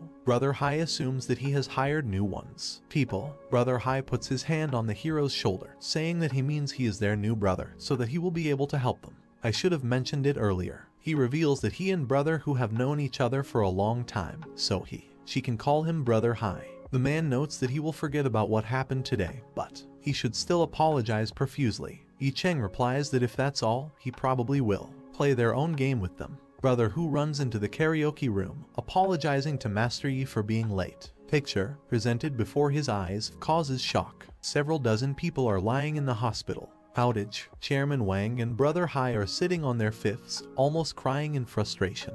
The hero stands above them. Two grown men, who have been building themselves up as gangsters before, beg Brother Hu to save them. The same one nervously asks what they did to Master Yi. The latter tells what he has. There are relatives here, and they've assigned him to take care of their daughter, but some people think they can defame her and even wish me dead. After that, the guy decides to get an opinion. Ask the other person how they should react to this. The fat man grabs the bandit's hand, admitting his guilt and asking for forgiveness, however they were. We've been with him for 20 years, so he can't just leave him here. Brother Who wants to turn to the hero, but he puts his hand on his shoulder, saying that there is no hurry because he gives one night for everything and hope that by tomorrow morning he will say that he is already dead, otherwise he will die. The man realizes that Zhao Hai and Wang Zhongxin are now dead. As soon as the immortal comes out of the karaoke room, Lin Zhu runs out to meet him, asking if he's going to go to a party, whether he's okay. The guy says he's fine, but he doesn't understand why she's still there. Here, although she should have left first, and also where the rest of the girls' classmates are. Blonde, she lowers her head, remembering how Xiaoman hung all the dogs on her, saying that she became a dog. The reason for all this so she doesn't have to play the victim. Events are moved to a few minutes ago. Lin Zhu says that if Xiaoming doesn't want to help, then don't. However, he also has no right to accuse someone else. The guy stands his ground, doesn't, knowing he'd said the wrong thing, because she and her idiot roommate had tripled that number. A huge mess. The rich man reminds that he was almost done consoling Boss Wang and Brother Hai's anger, but Yi Chen gave his brother. I get another slap in the face. Thus, the guy was just humiliated like that, so the guy's actions infuriate him. Xiaoman doesn't understand who he thinks he is, so he definitely deserves to die. The blonde prescribes a sharp slap to the rich man, saying that she really was wrong on the phone. His account, so he should leave if he doesn't want to help. Rubbing his cheek, the guy says that he's leaving and he won't bother her if she wants to die with this jerk so badly. A friend of mine. He notices that there's no point in staying here any longer, so she suggests we leave. Lin Zhu. She claims that she can't leave because Yi Chen saved her, so she should stay here and wait for it. Mentally, she asks that the guy be okay. The blonde does not tell what really happened, saying that her classmates had business, so they left. Yi Cheng suggests that we go because he will walk her home. These words, they are surprised by the interlocutor, and she asks if they are definitely going home, if everything is settled, and what it happened to that Brother Hai. The guy asks her not to worry, because they will no longer be hers. Bother, Lindsay is amazed that the neighbor managed to settle scores with the one who scared him so much. Su Xiaoming. The girl recalls that she saw him hanging out with all these gangsters. She even suggests that he might be one of them. Beauty decides to accept it as, of course, Yi Chen had saved her after all. Aunt Wang thanks the guy for seeing the girl off to the house. The same person notices that the woman is too polite. Auntie remembers that they are all family, so there's no need to be so formal. My uncle replies that this is not the case. It will go because they still have to thank the guy because he helped her with homework. And he was accompanying her, and it must have been exhausting, so the man decides that next time he would treat him to a delicious meal. Yi Chen notices that it's too late, so he should go home. He wishes Auntie Wang good night. The same one asks him to be careful on the way back. Lin Zhu mentally thanks the guy for tonight. As soon as the hero moves away from the apartment, a relative, he picks up the phone. Chan, who informs him that the punishment has been meted out. However, Zhao Hai is dead, and Wang Zhongxin has lost an arm and a leg. The immortal calls, who next time, it's better to keep an eye on your subordinates, so that they don't let themselves get carried away. Barking everywhere, the bandit asks Master Yi not to worry, because he will make sure that teach them a lesson. As soon as the conversation ends, Chan, who notices what he was saying to him. I don't want him to do anything stupid, but he probably doesn't care if he provoked Mr. Yi. The man says that Wang Zhongxin is lucky to be alive, if Mr. Yi really did. If he was angry, then even he would be dead already. The fat man declares that he won't do it again. What to do, and that he realized his mistake. Brother Who says that if this happens again, he will be sent to you. You should just apologize for being alive. Mentally, the complete bandit notices that his old life cannot be returned.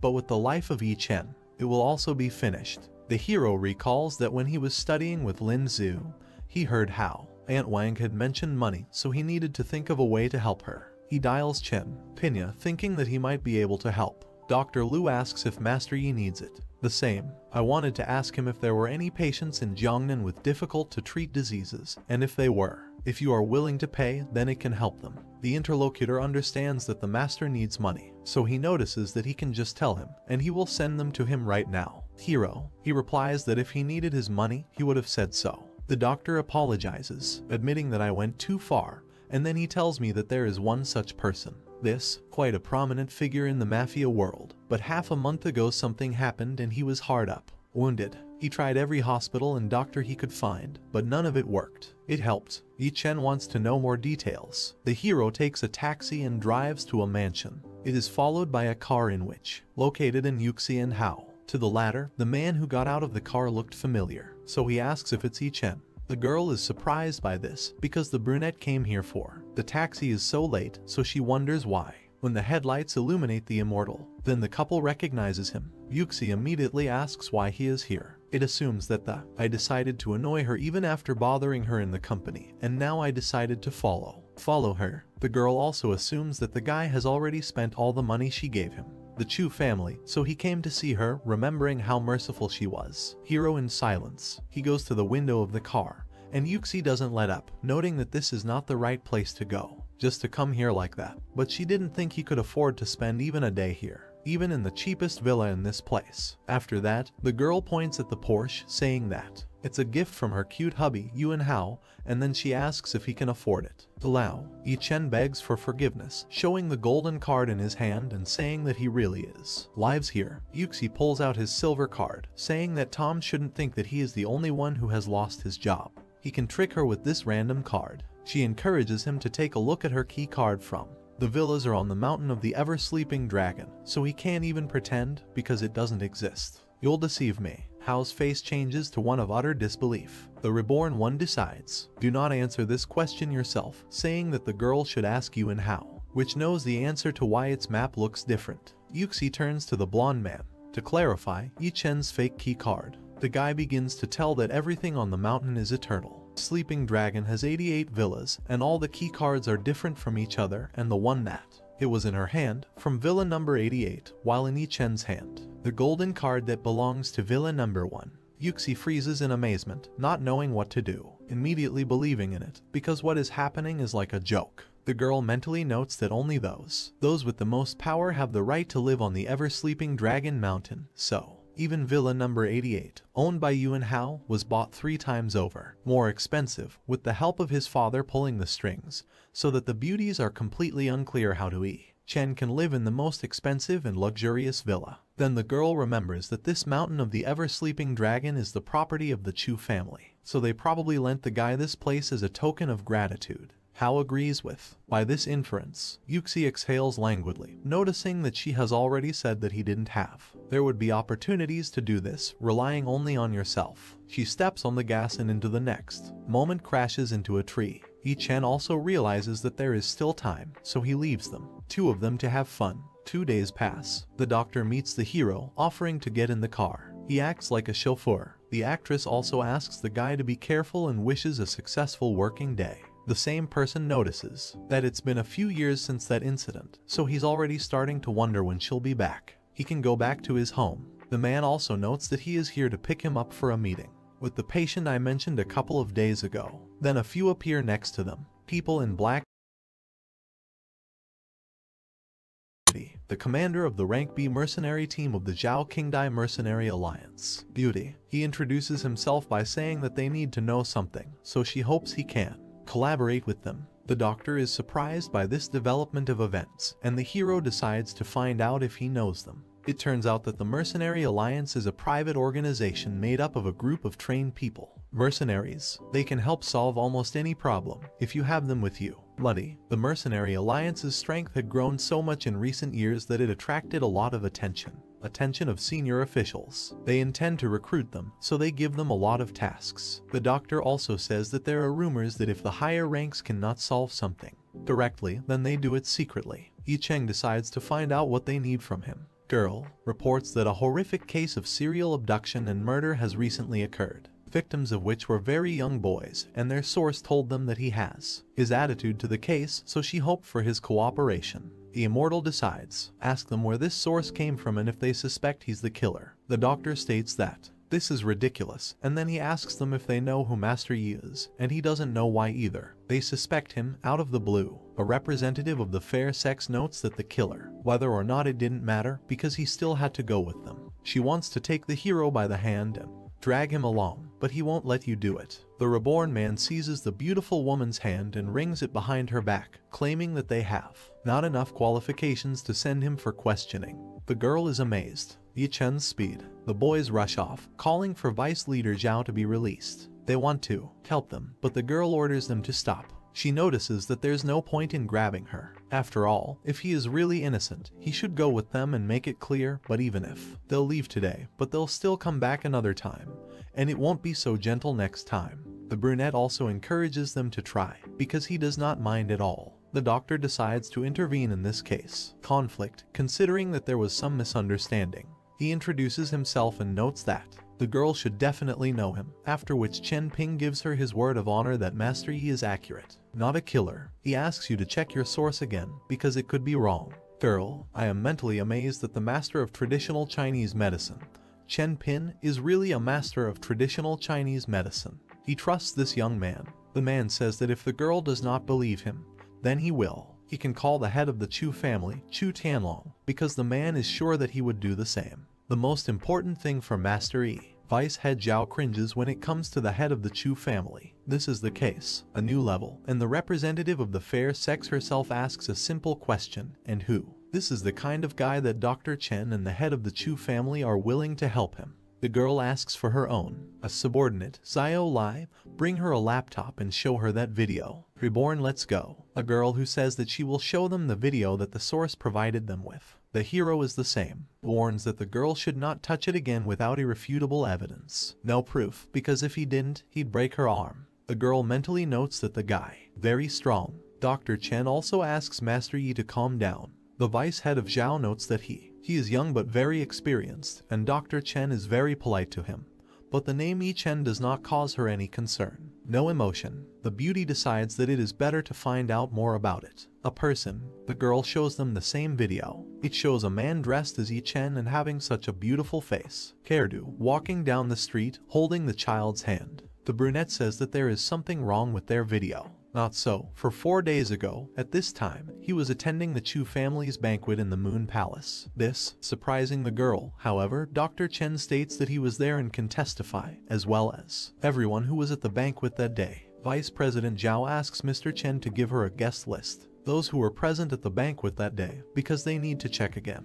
The man says that this is not a problem at all, but he will have to contact the Chu family. The girl asks that Yi Chen continue to cooperate with the investigation for some time, until they won't make sure there aren't any problems. The reborn one agrees. Beauty brings her own changes, because after checking it turned out that he really was at that time in the Palace of the Moon, and he's innocent. She admits that there is most likely a problem with their source, so they'll come back and check again. The hero also clarifies whether they can tell the person's name who provided the video. A representative of the fair sex responds that this is not conforms to their rules. The guy also notices that the person who sent them the video is clearly. She tries to frame him, and he thinks it's wise to find out who the person is. Also, if you intentionally provided false information, then this person will not be trustworthy, and they will not be able to find out what they are doing. Most likely, they will no longer work together. The girl freezes, realizing that the interlocutor, that's right, Vice Leader Zhao, wants to say something else, but her subordinate interrupts. It flies up to Nay, shouting something about another one.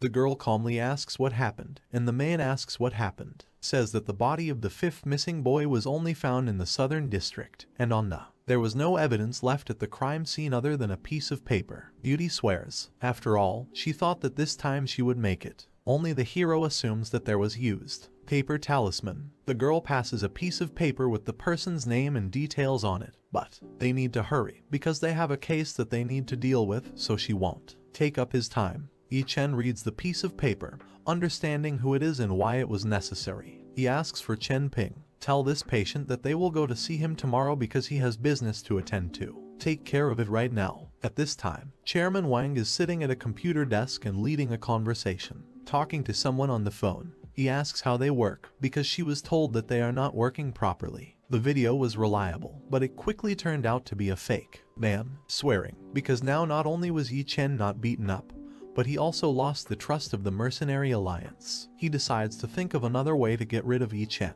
He also understands that he needs to. You need to hurry, because if the guy reacts, he will definitely take revenge. There's a vote for. He approves of the fat man's point. The hero stands behind the glass on the roof of the building, thanks to Van Ronxen for reminding him.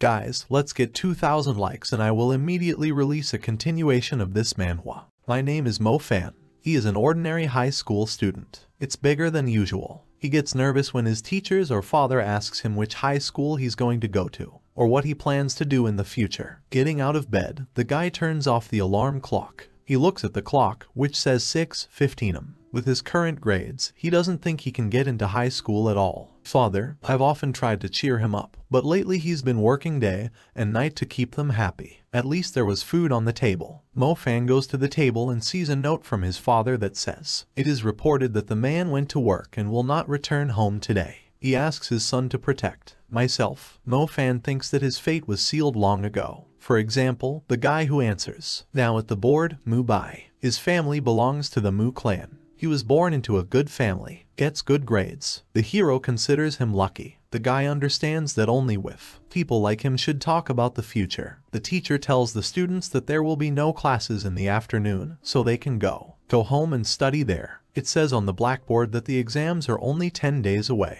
Go to your desk. The hero is approached by his classmate, offering to play League of Legends. The hero is the same, says he's done for today, and he's already promised Old Ying that he'll visit him. Fat man with declares that with such results, not one of them can be found. The high school won't take him, and he'll end up working for Mubea. These words make the hero's friend angry. He wants to comment on these words of Zhao Kunsan, but Mo-fan puts his hand on his shoulder.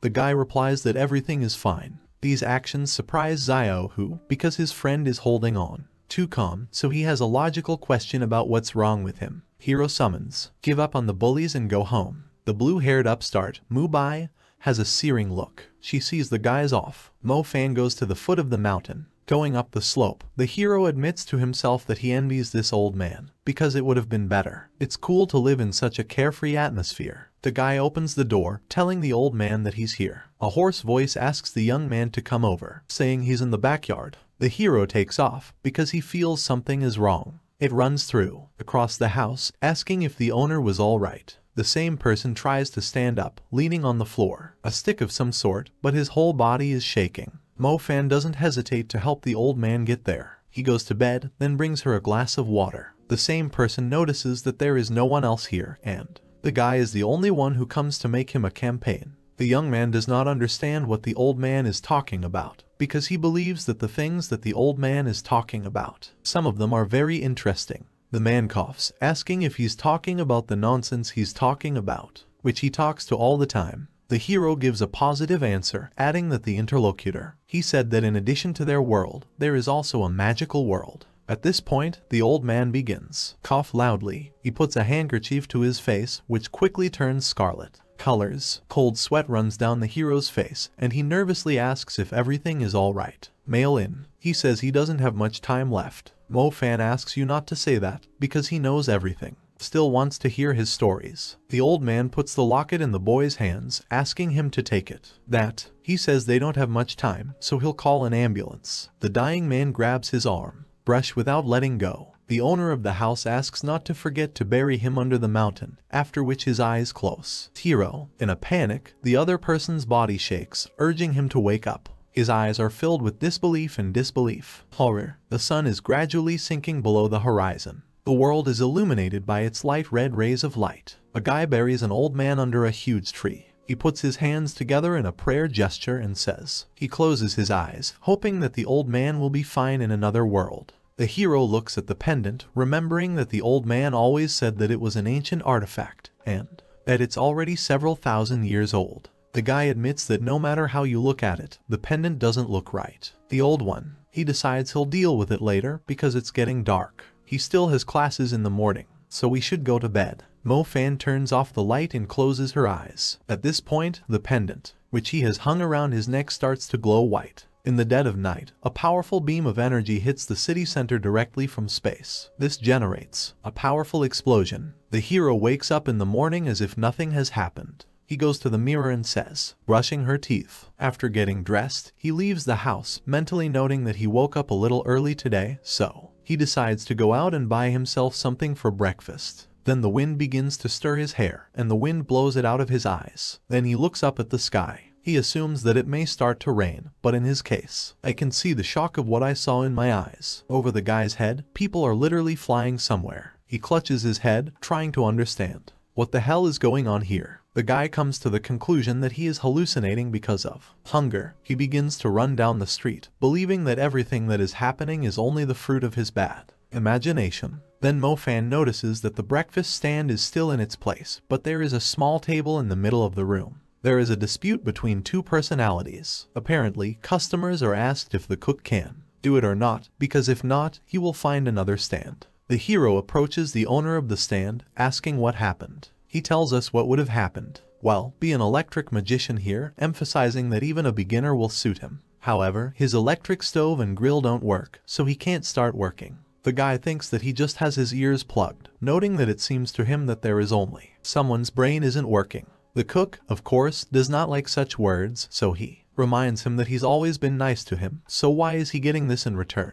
During this time, a queue of people has already gathered. The guy standing second reports that the magician electricity is 1 in 1,000, so it doesn't think there's even one nearby. The first one notices that he's a water mage, so there's nothing he can do to help. Third in line, the young man is very nervous because he does not know if he will have time to eat breakfast, because he does not have so much time to eat. A lot of time. A man with a walking stick leads a child, saying that ordinary people like them can't live without the help of magicians. In the head of the hero, a real pun begins from what he has heard. A person comes out of the crowd who wants to take a look at the problem. Mo-fan recognizes him as Hoo-Doon Chan, a physics teacher. He thinks he's finally found a normal person. The guy asks, "Mr. Who, look at the problem," reporting that the owner of the breakfast stand said that the electric stove broke down. Inwardly, he asks to fix Tom's head while he's here. The teacher recognizes his student, a little surprised that he is also here. He admits that I was going to see if he could fix it, but then he casually asks if he did. Does the student have a magic theory homework assignment that he gave him yesterday, because he uses questions from it on today's test? Mo-fan freezes at this misunderstanding, noting to himself that Faraday and Maxwell would jump out of their graves at this. These two were discoverers of electric and magnetic fields. Hoo-Doon Chan informs everyone that he is a magician. Fire, and even if he can't fix the stove, he can make a fire for cooking. Stand owner grabs the man by the hand, thanking him for his help because he saved him. The man encourages everyone to watch carefully. In the air next to it begin to appear orange circles. The crowd disperses, and a few moments later, the teacher's hand appears. The fire he uses to set the stove on fire. Everyone is happy with this development of events, because they are finally, I can have breakfast. Only the hero is in shock from what is happening.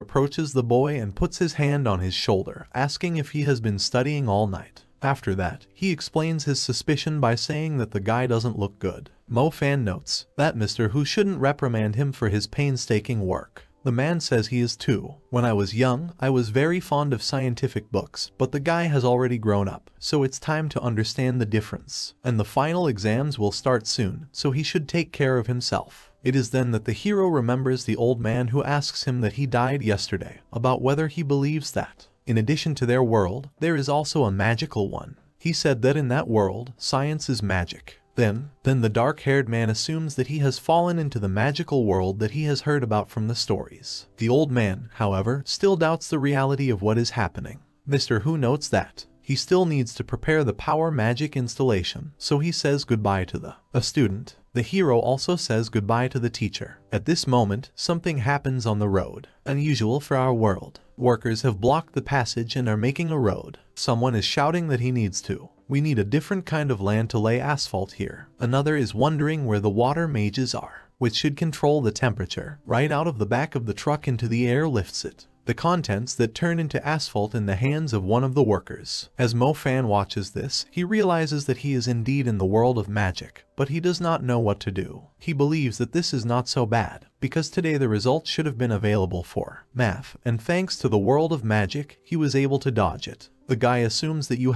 he has a chance to put his plan into practice in a new world. Coming to school, the hero finds himself in a very awkward situation. The teacher reports that his something very disturbing. Noting that the exams are already on the nose, he emphasizes that Mo-fan scored only 6% on Star Trek Alchemy. A man asks a guy to take his own test. which, by the way, was designed for 120 minutes. The hero is covered in sweat from this because it turns out that in this world, he is still a loser. The teacher walks between the desks saying that Mo Fan should benefit from the last few days before the exam. Otherwise his results wouldn't be even half as good as Mu Bai's. Oh, the same fat man as before turns to the hero, asking if the correct name was given to him by his father. In general, after all, it definitely does not correspond to it in any way. A friend of the hero calls to close his mouth, Ju Kun-san, after which he asks the hero not to worry about it, because they bark but do not bite. Mo Fan notices that they are acting like children. Privately, he thinks they might be talking nonsense, as long as they want, because once he understands how the world works, they'll see who's going to be there. Have the last laugh. Later in the evening, students are released, asking not to forget several times. View all important exam points. Moving along the street with a friend, the hero decides to find out from the latter where the school is located. Library. Zio, who is a little surprised by this question, but still points out the place where she is. Then he asks if Brother Fan is ill. He thanks you for your help, asking you to go on without him, because he just wants to see something. A friend freezes in place from this. He scratches the back of his head, trying to figure out what kind of fly has bitten Brother Fan. He wants to believe that the words Ju Kun-san wasn't so much angered by him, and he just decided to work enthusiastically on the project. The good of the state. Mo Fan stops in front of a huge building, realizing that it is a library. On his face, he smiles, because he can't wait to see what kind of magical world this is. The guy starts with a history of magical laws. This society is divided into two types of people, magi and people. Ordinary people are responsible for production, and magicians protect ordinary citizens from incursions and damage, and they are also responsible for maintaining order around the world. To say that magicians are considered heroes of this world. The key to becoming a magician is to awaken magically. Different people awaken with different abilities. Many are associated with natural elements, such as, for example, wind, fire, light, lightning, ice, and earth. But his magical awakening may be only in high school. Based on the current knowledge of the rules of this world, for him, it will be impossible. Mo Fan picks up the pendant, noting that he really wants to become a magician. Then the guy is pulled out of his thoughts by a voice from the side. My father asks me what happened and if I like it. He likes the food he made today. The hero quickly comes to his senses, saying that this is his favorite dish. The man asks if his son cares about something. Mo Fan states that he wants to continue to learn magic. The father wants to object, but the boy interrupts him, saying that he himself is the same.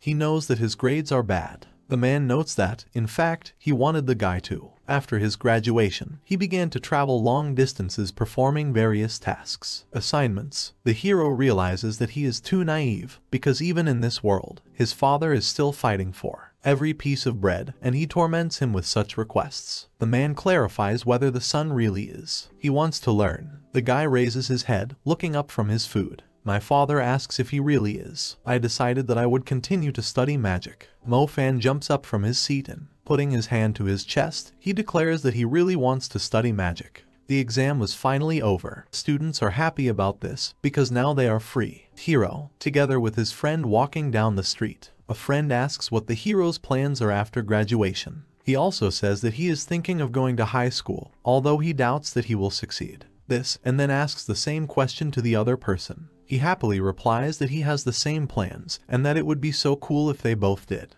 They entered Tianlin High School. A friend asks you to wait a bit, because he wants to buy them. Drinks. Mo Fan makes a mental note that it would be nice if he could at least go to college. High school. Someone behind the hero's back talking had already shown their respect for the Jackson family. Then the boy looks around, noticing his father, who is talking to a dignified man. A man in a suit. The latter says that even when his son committed that terrible act, it was an act that allowed him to stay in the service, but this time it went too far, so he asks the hero's father to leave. The man begins to beg the interlocutor. Mo Fan's father falls to his knees, begging Big Brother Mew to reconsider his request only in the end. This time, the same one turns around on the spot, asking why Jackson is doing this again. A man notices that the tuition fees at the Tianlin Magic School are too high for him. A family, and he doesn't have the money for it. The interviewee notes that he also does not have the money for this, and does not need to pay for it. We should not forget that he does this for him, paying attention to the grades of his son, who he would never become a magician. The father trembles, bowing his head like a slave and asking for help in this matter. Once, he states that if the man helps them, they will immediately move out of Mujia's house, so his family will be forced to leave. Bugger will never see Mu Ningsu again. Brother Mu notices that this is already. It looks like a bargain, so he promises to think about it. The hero's father thanks the interviewee, not believing in him. Your happiness. At this time, Mo Fan is frowning at such a deal. The man in the suit says that he will only be able to provide Tom with a place, and then he will have to achieve everything on his own. The father declares that his son will be very grateful to him for such an opportunity. A friend approaches the guy, asking what happened and what happened to his face. Mo Fan only. He shakes his head, telling me to go. In the evening, his father informs him that he has good grades. News for him. He says that his son can enter the Tianlin Magic School. The man notes that he ran into a friend in the dean's office and was able to secure a place for him. So he asks if the guy isn't happy about the opportunity. Mo Fan's frown only deepens because now he's sure that today's conversation will be over. It definitely wasn't a figment of his imagination, but he hides his emotions behind a smile, saying that it was a dream. Very cool, and that he deserves to be called his father 6 times more. The man laughs at this, asking you to leave such statements to your old man, because he may be just a driver, but he still has connections. The man says that they will have to rent out their house because the cost of studying in high school. The magic school isn't that small, so they'll have to save money, but anyway. The guy will study there, and he will continue to go on business trips, although he is usually not at home. Mo Fan agrees to this, thanking her father. It is very difficult for a guy to fall asleep at night, because he is. I thought that everything would be different in this world. The hero grabs the pendant that he received from the old man, realizing that his father continues. Remain an empty space for influential people. This is very cruel, so Mo Fan squeezes fingers into fists, deciding that he will become a great magician who will be better than each of them. The events are transferred to the high school for the study of magic Tianlan. 2 friends coming up to. One of them calls Brother Fan to take a look, because they are both in class number 8. The fat man who bullied the hero during his studies comes up to the lists, surprised to realize that he is. I was in the same class as them again. He laughs, saying that Mo Fan is really in last place, after which he asks if he knows the fact that this list is based on the results of testing. The fat man points to the guy behind him, emphasizing that their master is the master of the group. Mubai always comes first. A friend of the hero gets angry, calling an old friend a brat and asking if he was looking for a fight. Mo Fan puts a hand on his shoulder, telling him to cool down because the school-wide meeting will start soon. Finally, the bully calls Zio who a stray dog, waving goodbye. It makes me angry. Moreover, however, the hero does not allow him to pounce on the impudent one. Then the events are transferred to the same location. Meeting. A handsome man in a suit with a red bow tie, thick eyebrows and beautiful hair. Uzami informs the dear students that they are welcome at the Tianlan Magic Academy. He thinks that they are very worried now, because from today on they will set foot on a bright road. Magic, so he decides to put it succinctly. The man declares that the development of humanity is the duty of future magicians, and protecting it is theirs. Its purpose, so it encourages you to remember something forever, beyond the border of the calm. A peaceful city is in danger. At the end of the speech, he wants to say that he hopes that he will become a strong and powerful magician. Students are sent to class. The teacher starts talking. He thinks that after the director's speech, they had at least some idea of becoming a mage, and now they would awaken them. Forces. Here the fat man raises his hand, asking what will happen if someone fails to do it. He explains his question by saying that he has heard that there is a person in their class who got here through connections, so he has little chance of the force awakening. Mo Fan lowers her head, squeezing her hands together. Fists. Whispers run through the classroom. One says it just can't happen. After all, as far as he knows, no one has failed to awaken magic in 10 years, and if they do, if you fail, it will become an incredible scandal. The teacher is a little confused by this question, but still reports that this really happened earlier, so this is considered a huge failure, and the loser will be immediately expelled. Badass. He throws his hands behind his head, saying that someone just barely transferred here, and you'll be here soon. Kicked out so much that he even feels sorry for the poor guy. The hero notes to himself that he does not know anything, because when the power will awaken in him, and he will regret saying it. The teacher decides to start from the list. The first, of course, was Mubai, one of my classmates. He turns to the guy who gave the voice, noting that he is not only handsome, but also an excellent student. Another representative of the fair sex admits that she already likes it, and she doesn't even like it. He knows what kind of power he will have. Odnoklassnik emphasizes that it will definitely not be the forces of light and water, for these are weak symbols. After hearing all this, the teacher decides to clarify whether this means that the guy in the family has been studying for generations magic. He gives a positive answer, after which the man emphasizes that it will be good if he will have ice magic, because then he will be much stronger than ordinary students, but not. Do not forget about diligence and hard work, because talent and giftedness do not solve everything. Mubai states that talent doesn't solve everything, but without it, you're nothing. Mubai knows that if he doesn't have ice magic, he won't be worth a dime, but he will. He believes that, in any case, in this awakening, he will definitely win. With similar features, his thoughts touch the crystal ball. Classmates enthusiastically declare that the guy really has ice magic. The teacher notes that this is great, because it is very clean ice, which will eventually become bigger and will shine. Privately, the man realizes that during the awakening of the forces, the disciple, I froze this ball, which is an indicator of real talent. The teacher admires this. Nubai is also a pro. He is happy about this, because if he fully masters this magic, he will be closer to mastering it. The traditional magic of your family. The fat man says that this is not surprising, because this is Mr. Mubai, who will definitely be able to train with you in a while. Miss Mu, the badass, says that now they will have to look at the cheater loser. These words make a friend angry. The hero who asks if he's looking for a fight. The teacher approaches Zhang Xiaohu, asking what they are discussing. He hovers over the guy, asking if he wants to go to the party. The awakening of the forces. The guy agrees. He turns out to have wind magic, after which he is summoned. The next one. After a while, Mo Fan is summoned. He goes out to the ball. There are whispers behind him. Classmates who think that he was the one who got here because of his connections. Just his friend supports the guy, urging him not to pay attention to that trio of fools. The teacher asks the boy to put his hand on the ball.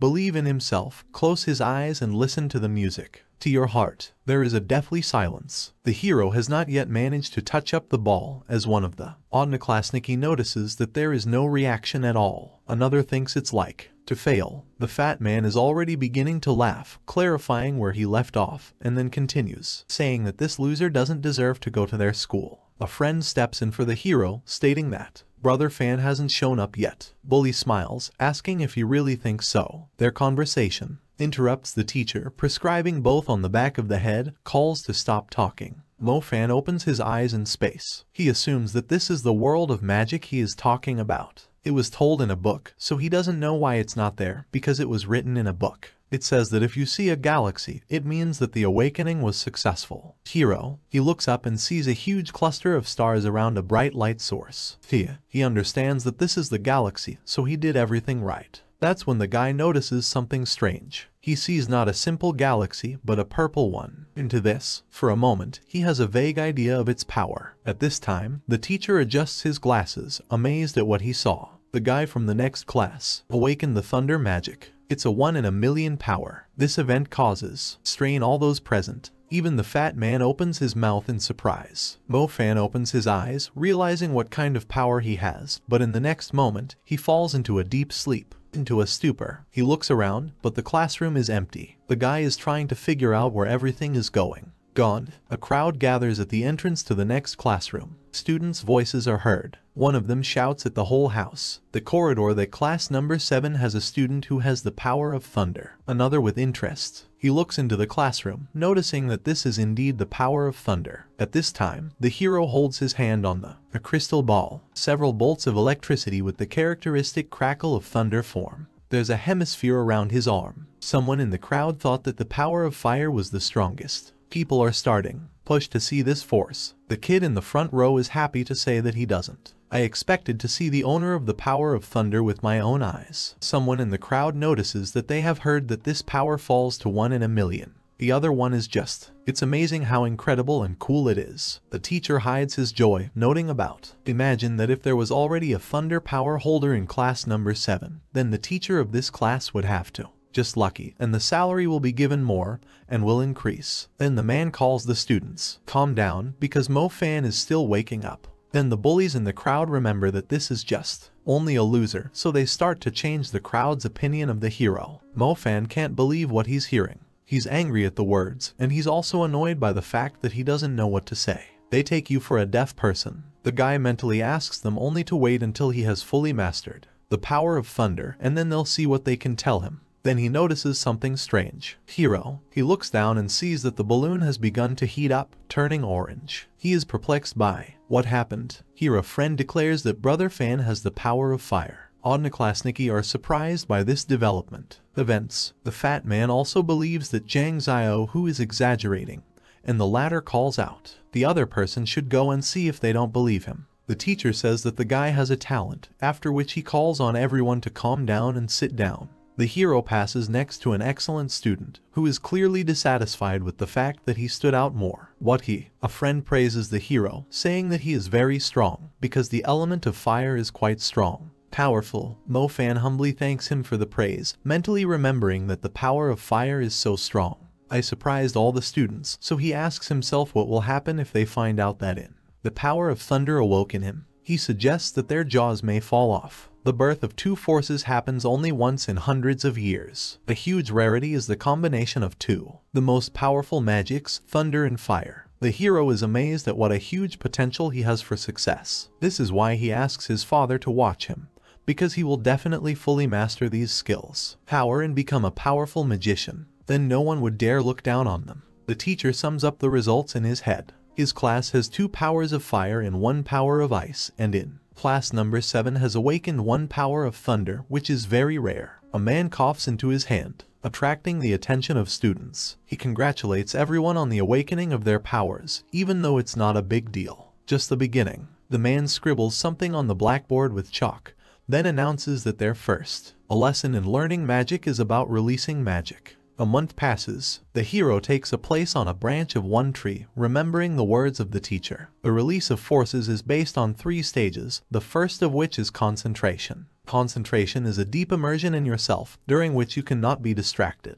After releasing your powers, you can see exactly the color of your galaxy, immersed in yourself. Following all of Master's instructions, Mo Fan is happy that his thunder power has already improved. At the next lesson, the teacher notes that everyone has done very well in these 2 months. He highlights Mubai, who has already started training in strength control. Excellent student closes his eyes, taking praise for granted. Whispers behind his back make him happy. Someone is amazed. How cool is the guy, because the speaker couldn't even summon his galaxy properly. Others admit that Mubai is much more talented than them. Mo Fan, on the other hand, notices in his mind that he learned how to summon galaxies of thunder and fire powers, so it's time to train your control. Above the forces, the second stage is the most difficult in releasing the power, taking control of them. The stars and planets in the galaxy move at random, and the task of the magician is to arrange and level them, so that they turn in their places like the planets of the solar system. The hero focuses on himself, repeats what he has to do, and, reaching out, says, "Galaxy," trying to do it. In his hands is a galaxy in which the stars begin to appear. Get organized. The guy laughs, thinking that this is just a power control, so there's nothing to do here. Boast. Mo Fan is concentrating on the task at hand, but he knows that it won't be so easy.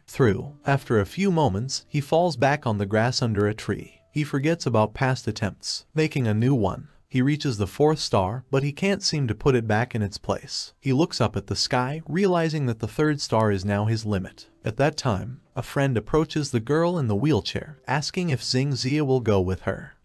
She thanks him, but refuses the offer, wanting to wait for her little brother, who is supposed to see her off. Friends say goodbye. After a while, the hero resorts to his sister, asking for forgiveness for keeping her waiting so long. So she says that there is nothing wrong, because she is only from school. The girl hands the guy a handkerchief, offering to wipe away the sweat. Xing Zia points out that her little brother doesn't need to see her off every day, because after that, he still needs to. Going back to class that should be quite tiring. Mo Fan states that he promised to her mother that he would see her off every day, and he was not going to break his promises, so now he would see her off every day. The girl says that she feels that all she does is add to his problems. The hero does not understand what she is talking about, because it is natural that the brother cares about his own. My little sister. The guy asks you to wait for him near the park, and not to take a single step without him. My little sister can just agree with it. The hero focuses on his power, trying to reorder it. A countdown is being made for the number of stars who have taken their places, however, does not have enough strength to finish the job.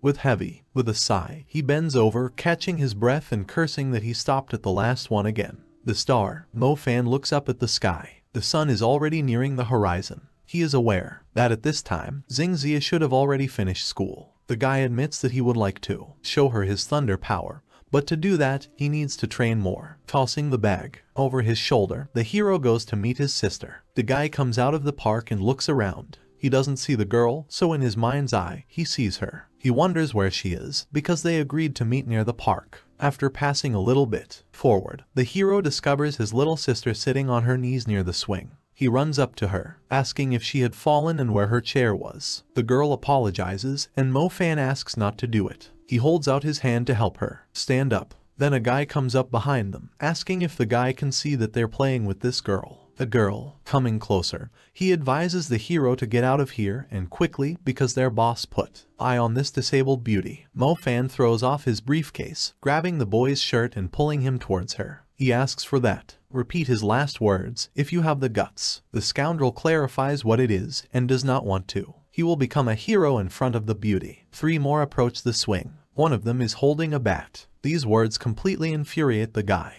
With a powerful blow, he knocks the bandit away, sending him flying. A few drops of blood on the ground. Mo Fan urges them to get away from his sister, and to make his intentions clear, he says he needs his knuckles. The guy grabs his nose, and then he calls the others. Attack him. The little sister asks her brother not to do this, because there are too many of them. Then another bandit approaches from behind, asking the beauty not to worry, because they will leave him alive. The man grabs the girl by the chin, noting that only she understands everything.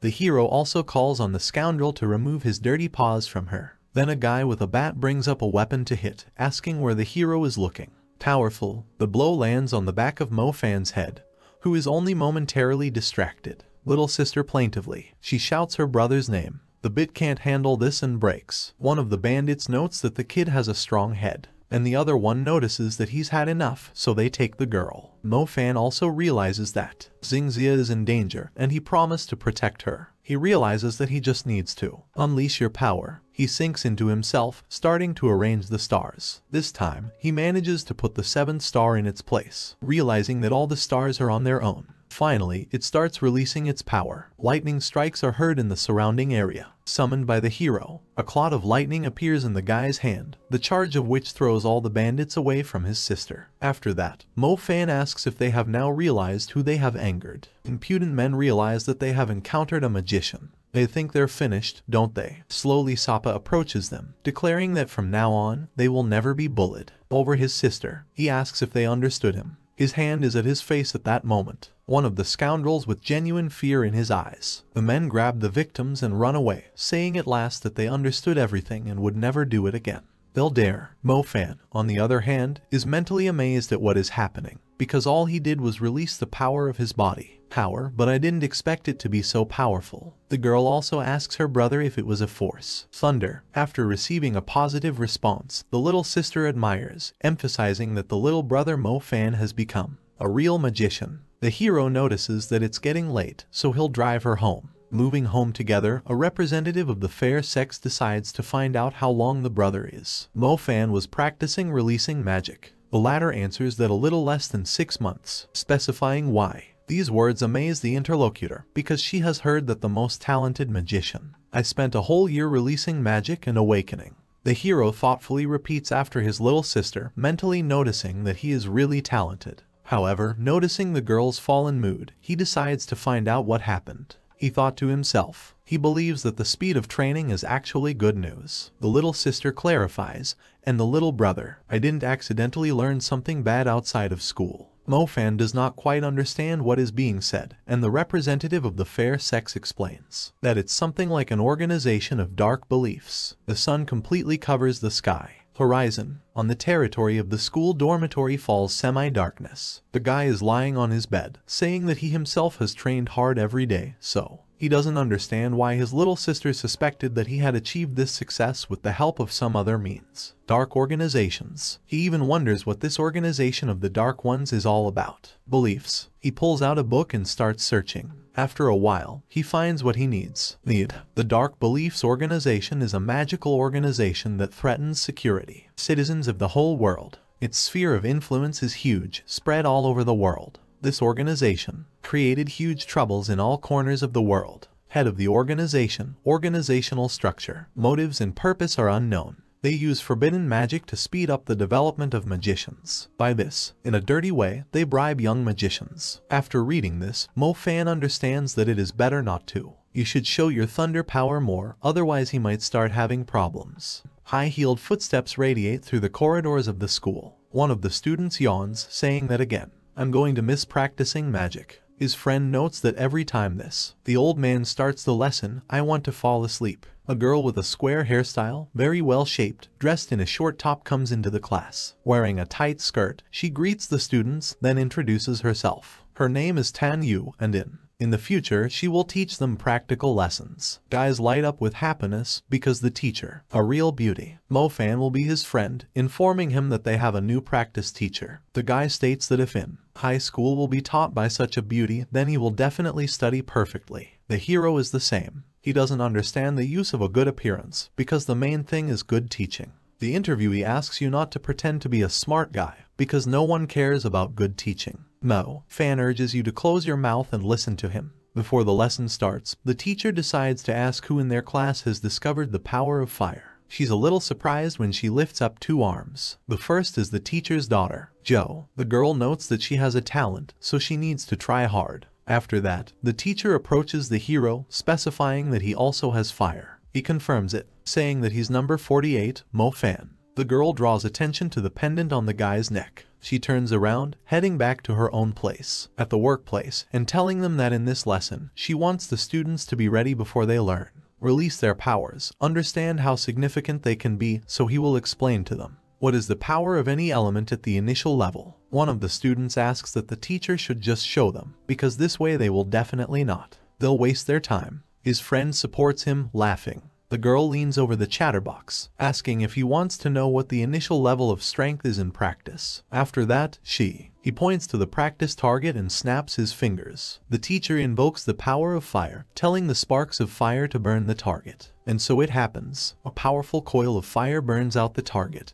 and the guy is horrified to realize that he greatly underestimated. Entry level. Everyone admires this demonstration of skills. Some people can't believe their eyes, but representatives of the beautiful thought that the teacher was just a beautiful vase for children. Admiring, but it turns out to be also cool. The girl, ignoring all this praise, asks how many stars each of them has put in place at the moment. The fat man, he claims that he doesn't know what about the others, but Mo Fan couldn't give a single star because he's a big fan.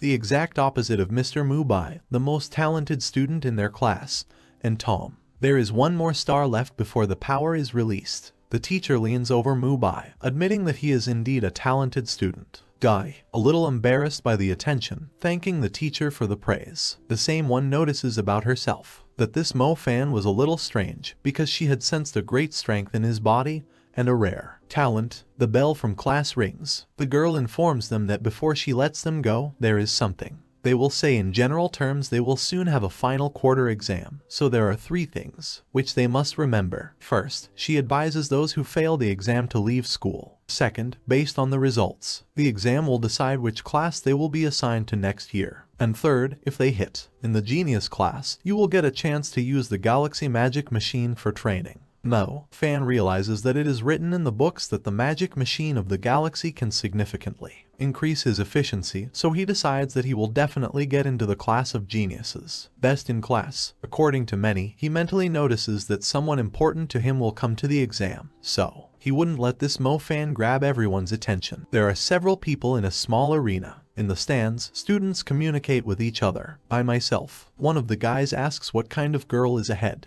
The interlocutor is amazed that he does not. Knows Mu Ningzhu from the Mu family. Not only is she from a noble family, but she's also an excellent magician. At 15, she was admitted to the Royal Academy without any exams. It didn't even touch her. Age limit. The interlocutor freezes in amazement, realizing that the girl is so strong.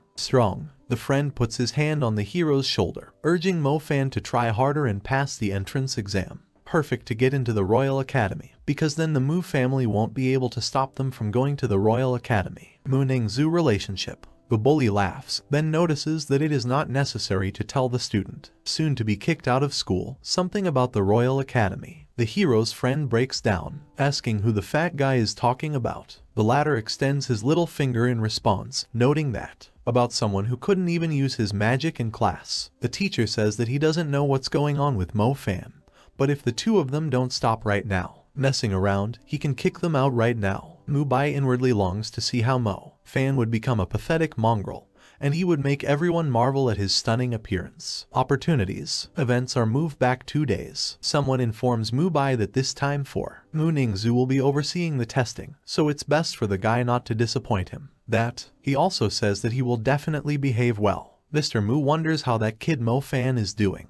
The guy tells us that he had awakened the power of fire, but he still hadn't been able to release it. The man strikes. He slammed his hand down on the table, saying that he knew the guy wasn't meant to learn magic, but he can still do it, so they still have to leave him a huge gift. Events are moved to the present. Mubai is being summoned. The fat man cheers on his master and the school director notes that there is no need to worry, because they, 3 judges, will evaluate it by the brilliance of this magic ball. The guy focuses on the ball and releases his power. The ball becomes crystal. The judges give the maximum score. Students in school from this, because it will definitely be the most high score in the academy. Someone decides to ask Miss Mu's opinion. The same one says that these are normal ones. Abilities.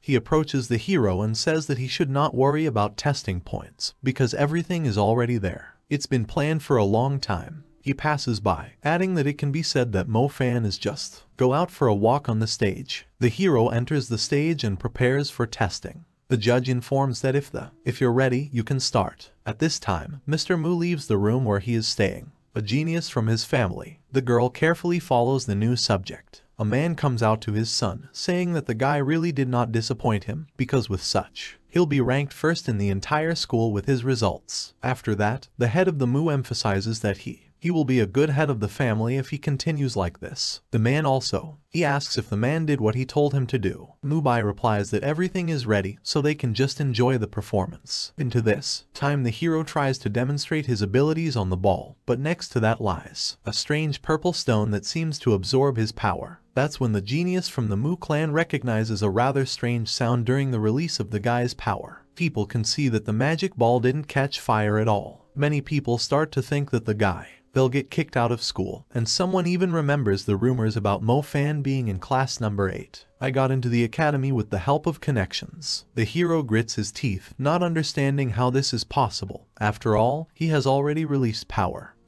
He comes to the conclusion that something is definitely wrong with this ball. The judge fixes the hero's failure, and the other person asks him to listen and give him a chance to test his power release on a dummy. The director responds that this is a violation of the rules, because the ball didn't even have a sparkle, so what kind of release of forces can be discussed there? Mo Fan bows his head as he starts to walk out of the door. Arenas. This is a real failure, after which he will be dismissed from the academy. The man informs that the guy can leave. He's already preparing to summon the next student for a meeting. Testing. But the young teacher asks you to wait, because she has claims to the test result. Students are amazed at what is happening, because Teacher Tan Yu intervened in the case. Somebody suggests that there may have been some problems. The man reports that the teacher is not. They should interfere with testing, and the girl in response says that they still have the right to making complaints, so she wants to check the device. She notes that, just now, the magic ball flashed and went out immediately, and from her experience, she can say that here, something's definitely wrong. The judge decides to concede, trusting the teacher. It allows you to check that balloon. Students, they keep whispering. The guy who was going to the toilet asks his friend what happened and asks him what happened. Is testing already over? The interlocutor replies that there are some problems with it's an evaluation device, so it's currently being investigated. The ball is pushed aside and you can see shards of some kind of rock. The reviewer reports that there is something here. The director is given the found object, saying that they found pieces of the shadow object under the ball. The stone. The same is amazed at such a find, not understanding how such an object could get inside. School. The man declares that he is obliged to investigate the case, and the disciple Mo Fan can continue your testing. The hero thanks for this. A genius from Mu recalls that the stone can absorb released magic, but no one is allowed to use it except the court. To use it, so even for her, the question arises why it appeared here. Mo Fan lets out a deep breath, then refocuses on his strength by placing his hand on his chest. He lights up in an instant, and in a small radius from his place they begin to splash jets of fire. The stars light up in his friend's eyes, and then he declares that Brother Fan is really cool guy. He puts his elbow on the fat man's shoulder, declaring that this is Brother Fan's true strength. Tom just nothing to say. All three judges give the hero the highest score, as well as Mobai, and the teacher notices that this boy is so strong that the magic ball can barely hold on. Mr. Mu slams his fist on the glass, saying that this Tan Yu woman ruined their plan. My son doesn't know what to do. He's afraid of being discovered. My father asks me not to worry, assuring that no one ever knows about his involvement in this incident. The man leaves. Mobai mentally notes that even though the guy hasn't been kicked out yet, but the winner was everyone. Same him. He returns to the stands, where one of the students admires the hero's strength. He's not. He understands how anyone could call him a loser if he's so good with fire. The best student in Class 8 asks the kid to move over. He sees Mo Fan burn. Target with your fire. Mobai grits his teeth, mentally not understanding how this is possible. After all, initially, he couldn't even put the stars back in place. Only after a couple of seconds it comes to that Mo Fan might have purposely hidden his powers all this time. Mr. Mu enters the arena, admitting that there really are a lot of new students in their academy. Talented students. He notices that Mo Fan is quite good with fire, so he can train with them in the domain of Mu. The guy will have a chance to get a lot of valuable information. Development of things. The hero, on the other hand, looks at Mu Jo Yoon with anger and clenched fists. The man calmly clarifies, so what answer will the young man give him? Mo Fan confidently refuses this offer. The current director calls the guy to prudence, because this is one of the former headmasters of the academy and part-time head of the Wu family, so if he has the support of such a great family, then the rate of his magical growth will be incredible. The hero declares that he is not going to accept such help, especially from him. Director once again calls the guy to prudence, but Mr. Mu approaches Tom and tells him that this Mo Fan was the one who abducted the young lady from their family 3 years ago. Then, he notices that then he showed mercy to him, but it turns out that he not only did not, I am grateful to him, but also openly shows hatred and disrespect. The director's gaze changes, and then he looks at the hero like the last scum. Mo Fan is the same, calls on Mr. Mu to stop sneering at weaklings, because he is nothing more than a coward. Guy. He says that he will definitely return the favor for all the humiliations that he had to endure to my father because of him. Head Mu is angry. He releases his ice power, calling the guy a creature. His teeth grind together in pain. Anger toward him. The man wants to teach an impudent person a lesson. The students start to tremble in fear, thinking that Mo Fan has no brains at all since he thought of it. Offend the Mu family. Mubai is happy about this development because the guy is digging for himself a grave. In the next instant, a genius from the Mu clan chimes in. The girl asks for her own. Her father didn't bother to let her deal with him. Their eyes touch, after which the hero declares that he was very stupid to believe her. However, everyone in the Mu family is made of the same shit. Mo Fan uses the power of fire, releasing a fiery spark. The girl responds with the element of ice, the ice vine. Her power, it turns out to be stronger, and the guy is covered with a layer of ice. The beauty calls the guy to apologize in front of her father, but he refuses to do so. Then the man himself intervenes in the conversation, saying that that's enough, and that he understands his anger. The head of the Mu family turns to the director, offering him the following option.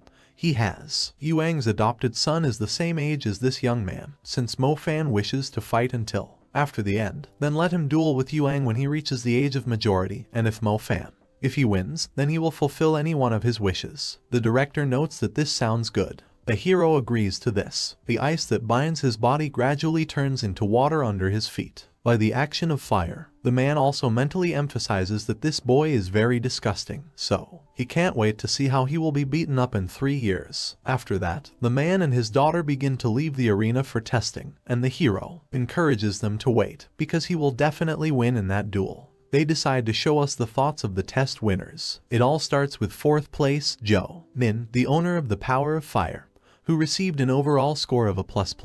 The girl confesses herself. I told myself that I didn't expect that loser Mo Fan to be stronger than even Mu Bai. On the third floor, it was the owner of the Power of Thunder, Zhu Jiaoting, who surpassed the 4th place. By releasing power, reaching a score of B, he recalls the proverb, through the sky is the sky, through man is man. It means that even if you think that some person, or if you are already at the very top, there will always be a person who will beat you. 2nd place, occupied Mu Bai with his ice power. The guy is very unhappy with this. It hurts him to see it. 1st place went to Mo Fan, who knew that his magic would be the best. He's thinking about it. Go get some chips to celebrate. At this time, the girl nearby, Ha Yu, who took 34th place, looks at the hero as an idol. She wonders inwardly that this is the case. It looks really great. Stars light up in her eyes, and a blush appears on her cheeks. After all, this is the first time that she gets into the best class, and if this goes on, then great success will no longer seem like a dream. Then someone pokes her in the shoulder. A representative of the fair sex turns around and sees slyly a smiling guy. It turns out to be Zhang Xiao, who, a friend of the hero, it is submitted and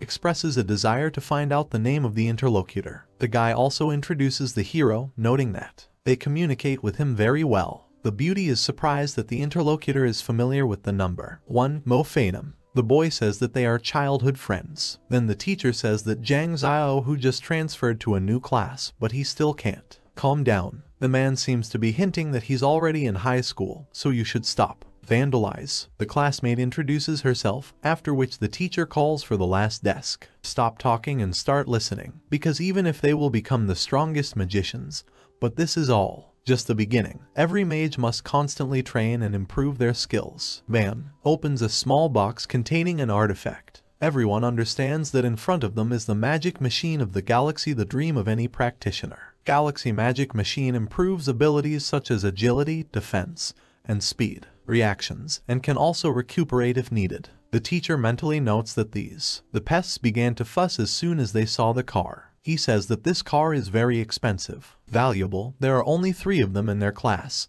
so you need to work with it very carefully. Then they will conduct exam. Only the very best can use them, so the teacher asks not to be offended. The first person to be called is Mo Fan, who gets up from his seat. Many are amazed at what exactly this person is number 1, because he looks ordinary. The boys notice Mu Bai's face, who is extremely angry because he was beaten before Miss Mu herself. The teacher allows the guy to use this device. The hero mentally notes that the magic machine of the galaxy is very important to him, a magician who has 2 powers, so he will be sure not to miss this chance. Mu Bai says it's just an ordinary car for you don't have to be so excited about training, so you don't have to be so excited. After school, the hero decides to ask Xiao who about what Mu Bai said, that magic. The car was an ordinary one, so there are no others. A friend explains that magic machines have differences in level, as well as they are divided into ordinary and spiritual. Training result on the spiritual machine will be twice as good as the result of training on a regular one. A friend states that Brother Fan was very cool, because he wasn't even afraid to contradict Mu Royan himself. The hero says that back then, he just couldn't resist seeing his smug face. The Wind Mage clarifies whether the interlocutor is sure of his action, because in 3 years he is waiting for a duel. Mo Fan gives a positive answer, adding that he is still his brother Fan. Lying in bed, the hero recalls Mu Bai's words, from which it becomes clear that Yuan has already trained on them. This piece of iron is 3 years old, so the guy should wait for death. Mo Fan also notes about remember that it's only 3 years, so he won't lose. Mo Fan wants to start training, but the pendant given by the old man comes into conflict with a magical artifact, causing the latter to turn into shards. This phenomenon is striking a guy to the core. The hero recalls the teacher's words that these Star Trek devices are very expensive. Therefore, he asks to treat them with the utmost caution during use, because if they break at least one, they will be eliminated from school. Mo Fan falls to his knees, seeing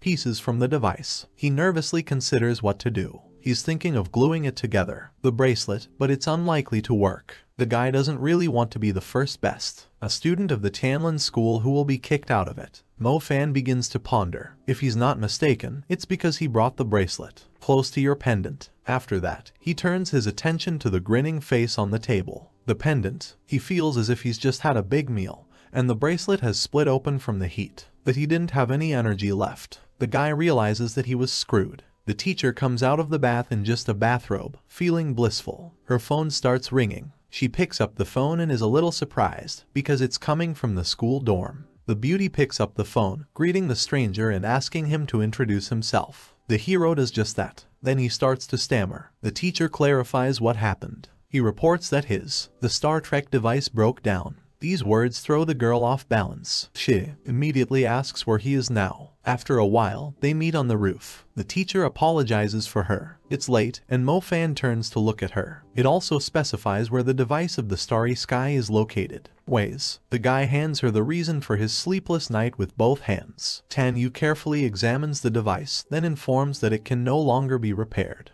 The guy with horror clarifies, is there really no way to fix it, because he does not want to. He was expelled. The other woman puts a finger to his lips, asking him to calm down. Guy blushes from this. The teacher asks you to tell us under what circumstances the Star Trek device turned out to be in danger. Such a sorry state. Mo Fan hesitates for a bit, but then decides to tell her. Everything is as it is. After that, Tan Yu clarifies whether this thing actually destroyed the Star Trek device. The hero explains that he was going to train, but as soon as he took out the device of the star, along the way, his pendant suddenly stuck to him, and then the Star Trek device crumbled to pieces. Small pieces. Taking the pendant in her hands, the girl notices that it is a magical device, developing by itself. Mo Fan nervously retweets in disbelief. Tan Yu explains that the pendant has the same features, properties similar to those of regular Star Trek devices, but it can also absorb the energy of others. The devices of the path are constantly evolving.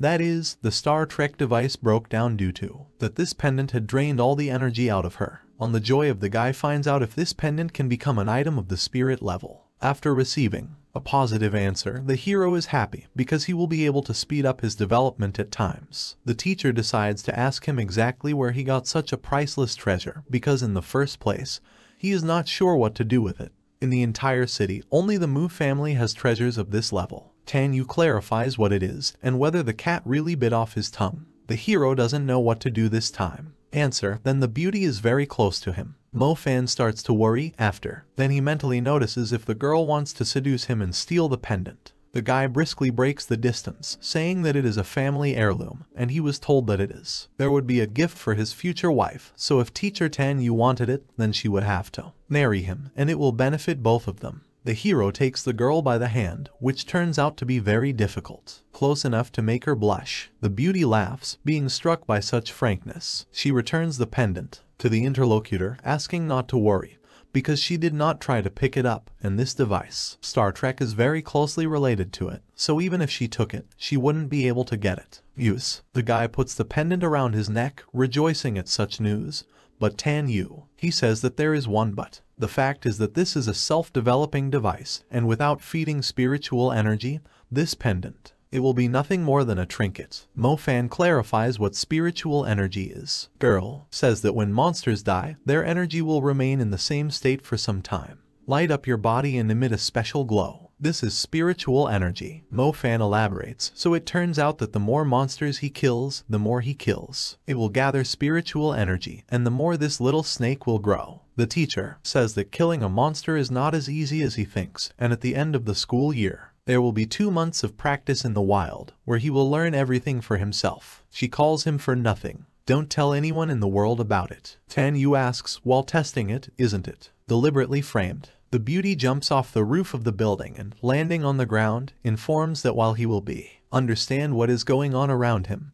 he will be fine, and about the broken devices, it will help in any way it can. The guy is amazed at such a jump. Mentally, he notices that calling Tan Yu's teacher was the right decision. He thanks Yu, the girl, and then returns to training. 6 months pass. The teacher is informed that these 2 months of practice they will be to train here on Mount Zufeng, while she and teacher Zhu congratulate them and wish them good luck on their journey. Hunting monsters. The teacher warns them again that there is no safe zone everywhere. Monsters. So if they don't have the ability to defeat monsters, then he advises them not to leave the safe zone. The students give a positive answer, and Mo Fan mentally notes that these days he has. It was as if the stars of his fiery soul were raging in earnest. It assumes that he would soon reach the 2nd level. A friend informs you that they have already arrived, so it's better. Get off the bus quickly. The bus stop, which is a safe area, offers a beautiful view of nature. The guy admires this, and the hero notices that this forest seems so beautiful, and he also likes it.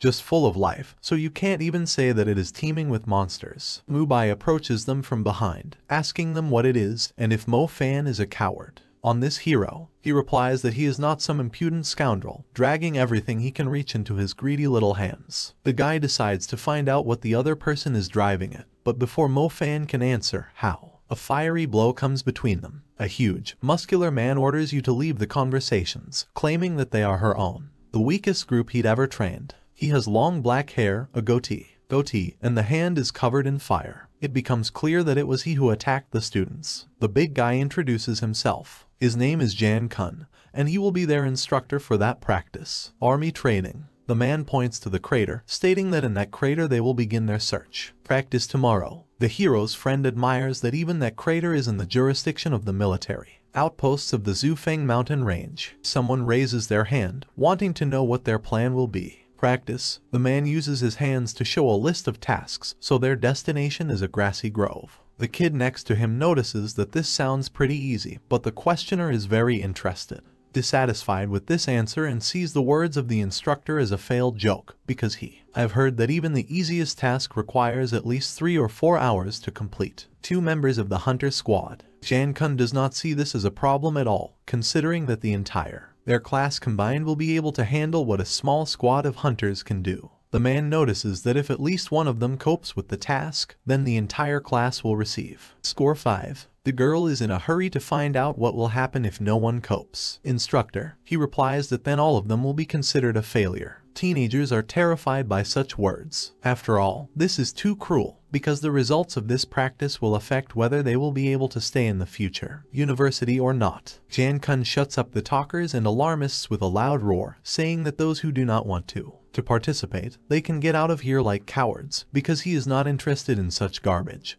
But those who complete the task will personally give out a protective magic device as a reward. A friend of the hero says that such protective devices are able to summon useful things. Right in the middle of a fight. Just then, a girl with a square hairstyle approaches Jan Kun, asking if he is wearing one of his own.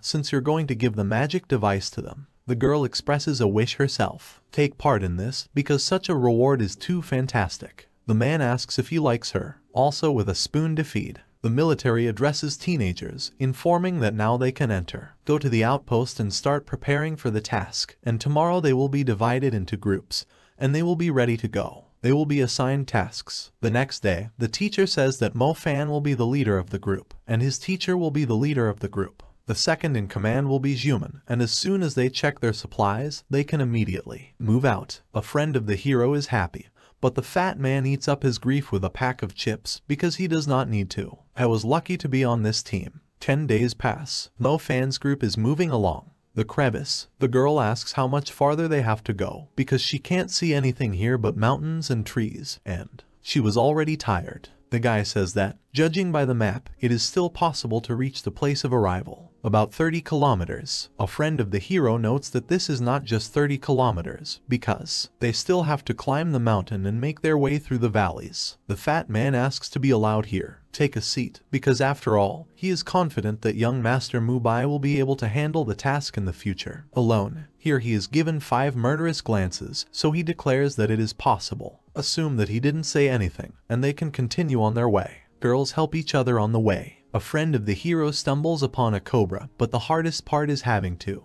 A bully whose body is simply not prepared for such long transitions. Lifting under. With a slant, Mo Fan informs the entire group that they have only a short time left, and as soon as they are ready to leave, they will be ready to leave. If they overcome this mountain, they will reach the place of arrival. The deputy nervously asks the hero what to do with it. The girl who came up next. After the guys, he doesn't understand what happened and why they stopped. Behind her, take a breath of the fat man, who clearly lost the last of his strength on the rise, and a friend of the hero offers. Drink some water for the other girl. The beauty approaches the group leader and his deputy. Aware that they were standing at the edge of a cliff, she accidentally touches a pebble, which with a thud, it lands on the bottom of the depression. Badass grabs his head, reminding him that he said from the beginning that they should have just done it. Go your own way and let Mubai do everything, because they will get everything anyway. 5s. The guy doesn't even understand how they can cross this cliff at all. Mo Fan notices that there is no need to lose heart unnecessarily ahead of time,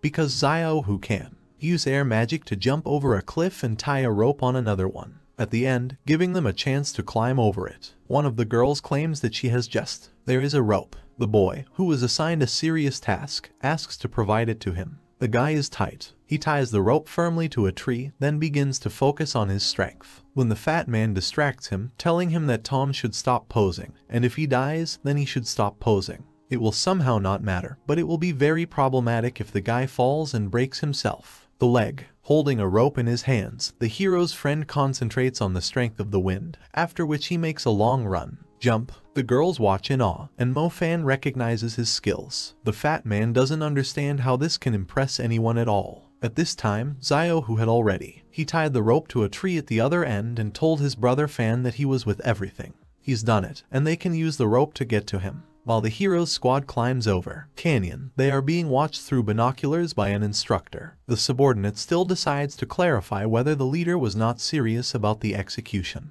The kid's task. The same person does not see any problem in this, but the interlocutor recalls that down in the grassy grove there was something scary. The man asks the guy to think again with his head. After all, he had exterminated those one-eyed wolves in the grass grove long ago. The instructor laughs, and his subordinate notices that he is beginning to feel like a fool, mentally emphasizing that the boss was getting so conceited for one such act. The kid decides, okay, so as soon as the students reach the grove, they will credit them all with completing the task. Tasks. The man also says that everything will not be so simple, so Bai Yang will call there. The monster, the subordinate clarifies, gets that the kids will have to get rid of it. Girl, standing on the other side of the man, asks a friend not to worry about this, because we're not even sure they'll make it to the grove. The leader declares that he will teach these brats a lesson that they will never forget, because the life of a wizard is full of dangers. One of the girls sadly notices that now you will have to trudge through the forest belt, after which you will have to leave. Overcoming the ridge. A friend recalls that she recently complained to her that she had cookies in her. These mountain ranges are sitting there, so shouldn't this change of scenery be good for you? The diversity of their path. The girl laughs, saying that she was just joking. Mo Fan calls on everyone. Shut up. The hero reports that there is something ahead. From the thicket you can hear the rustle of leaves, and that's all. They are wary of what is happening. Mo Fan unleashes a fire strike when he sees an attack in the form of an ice vine. It turns out that it was Mubai who attacked, mistaking the hero's group for enemies. Mubai admits that he didn't think they could go this far. The hero's friend says that if you don't, his fat six that constantly slowed them down, they would have reached the end of the road long ago. A grassy grove. Deputy Mo Fan notes, since they still met, then they should have. Unite and work together. Then, somewhere in the back, I hear the voice of a fat man who recognizes the young man. Mr. Mubai. The boy runs to his master, glad that he finally got here. Halfway through, on the way, he trips over a branch and falls flat on the ground. Mubai mentally asks, what is this? The idiot is up to it this time. The bully cries, making round eyes. Then a vine twists around the fat man's leg and lifts him into the air. One of the Mu group. Bea urges Togo not to mess with this group, because the grove is directly ahead, so they can get to the goal first. Xiao, who puts his hand on Mubai's shoulder, not understanding why he is not doing anything.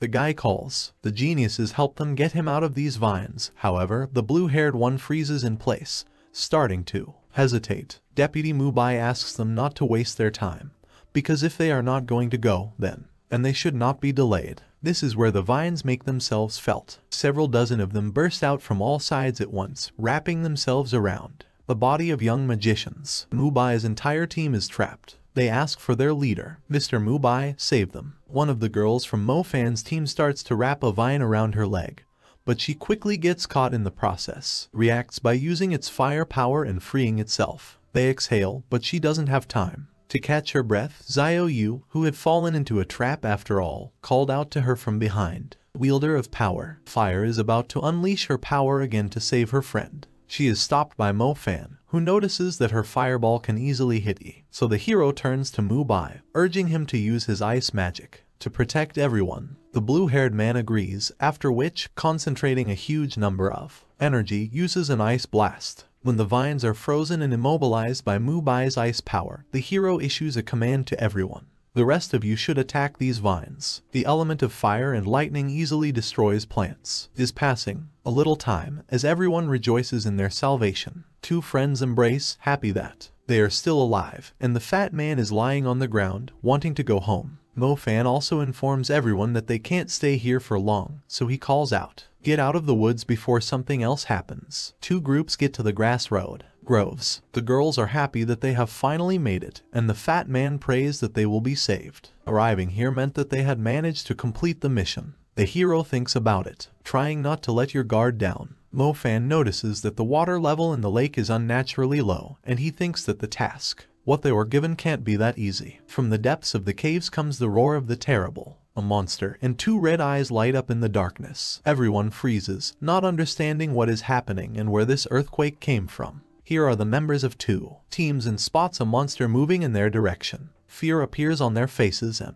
panic from the forest shows the figures of an unusual wolf. His eyes are glowing red, and his tail is flowing as if it were a bird. It consists of a red haze, sharp claws on the paws, fangs protruding from the mouth and spine, which comes to the surface. All this creates a terrible image of a monster. The girls are getting started, trembling, begging not to go near them. One of the guys grabs a friend by the scruff of the neck, starting to drag him along. By myself in a pathetic attempt to escape. Everyone thinks they've met the one-eyed demonic, a wolf. It's then that Mo-fan notices that it's not a one-eyed demonic wolf at all. The fat man states that no one cares about this at all, so it's better to just run away, and you can deal with it later. Mentally, the hero notices that ordinary students that only run away how to escape from the battlefield. Fearing for their lives, this monster strikes with a single blow. The hero is pulled by someone's shoulder. This someone turns out to be his friend, who asks to be allowed help him. The other members of his team also have no intention of staying away, just like Mubai, who asks you to understand him correctly, because he is going to help him only for the sake of grades, and so he doesn't care if the others survive or not. The group quickly puts on their hunter's clothes, and Mo-fan urges everyone to get ready. His second-in-command declares that they will show the monster what they can do. The monster draws attention to the group and jumps high into the sky. The friend starts the attack first. A hero who uses his wind power to deal damage to a monster, but the last one, I don't care about that. He just snarls angrily at it, which makes the kid realize that he's just trying to get out of it. Angered the enemy. Here the examiner calls the teenagers worthless, asking if there is really no one among them who can help them, able to defeat this monster. Here, the monster's paw almost reaches the wind mage. Mubai uses his power of ice and freezes a part of the wolf's torso, summoning a companion. Get out of here while we still have the chance. A friend of the hero notices that the next exit is from a mountain valley, so they can take advantage of the local area to gain an advantage, but the girl stops the group,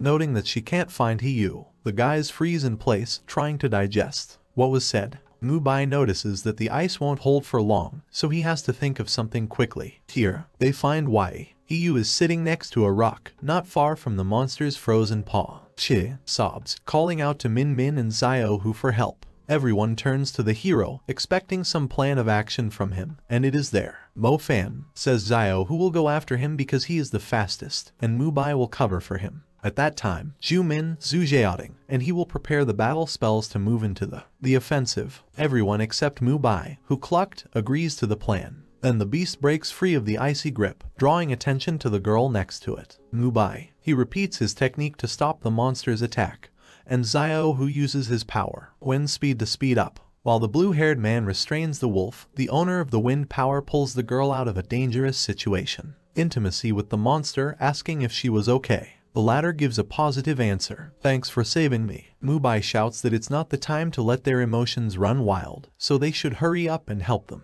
However, Min Min says that they need to stick to their roles, as long as each of them has a role to play. If they use their own type of magic and complete the task assigned to them, they will be able to defeat this one. The monster. The trio of attackers have prepared a magic formation, and their magic is ready to strike back. The trio releases their powers into the beast, and the wind power wielder amplifies the hero's flames with a wind vortex. A huge cloud of dust rises into the air. The owner of the power of lightning rejoices that they did it. Min Min admits that she didn't know what their entry-level magic could do. Such a powerful effect. Only the hero asks to wait, noticing that something is wrong. From the curtains, an angry growl is heard. The monster turns out to be still alive, which surprises everyone present. The owner of the power of lightning asks everyone to hurry up, because the exit from the valley is already very close. The group begins to run into a small crevice, but a huge wolf breaks in front of them. The group, bringing up the rear of the party, is Mo Fan, who the monster grabs by the cloak, trying to pull out of the water. However, a friend forcibly drags him into a safe zone, allowing him to survive.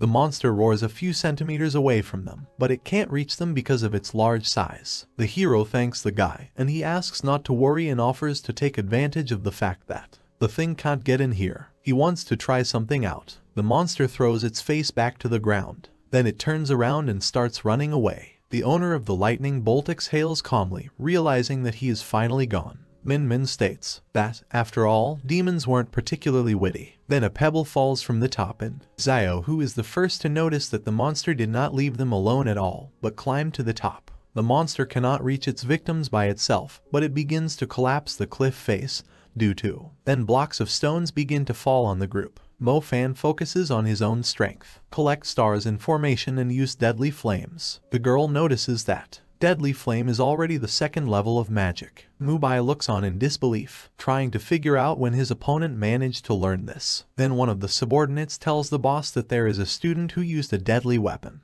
the flame, so he suggests that we finish here and take stock of the practice. The teacher praises Miss Tanyu, saying that she really is a great teacher. After all, who would have thought that a newbie can use second-level magic? The girl modestly replies that if he hadn't studied them in theory, he wouldn't have been able to advance so quickly. Bayan agrees to end the test. The girl with the square asks Bayan to recall the beast, and he nervously responds after a few moments that he had lost control of the demonic beast. This news compels everyone present, frightened and earnest, because children are in real danger. Mo Fan mentally notes that he had no idea what the difference in power was between the former's magic and the second level will be so big, because the magic of the second level is able to break the stone, shattered in the blink of an eye. However, he thinks that against this monster, all of his strength is still there. Not enough. Breaking away from studying the new force, the hero decides to find out if the people are all right. Ming Ming confesses that it is a real blessing that Mo Fan can use magic. However, the friend does not know what to do, because their escape route is completely cut off. The owner of the element of fire offers to go from the top, if there is no longer a monster there. Mo Fan is the same. He realizes that this stone is too thick, so even second-level magic will be there. It's useless, so we need to think of something else. The hero claims that he has discovered a cave in the valley, so they can lure the monster there. Bai urges the guy to stop playing hero,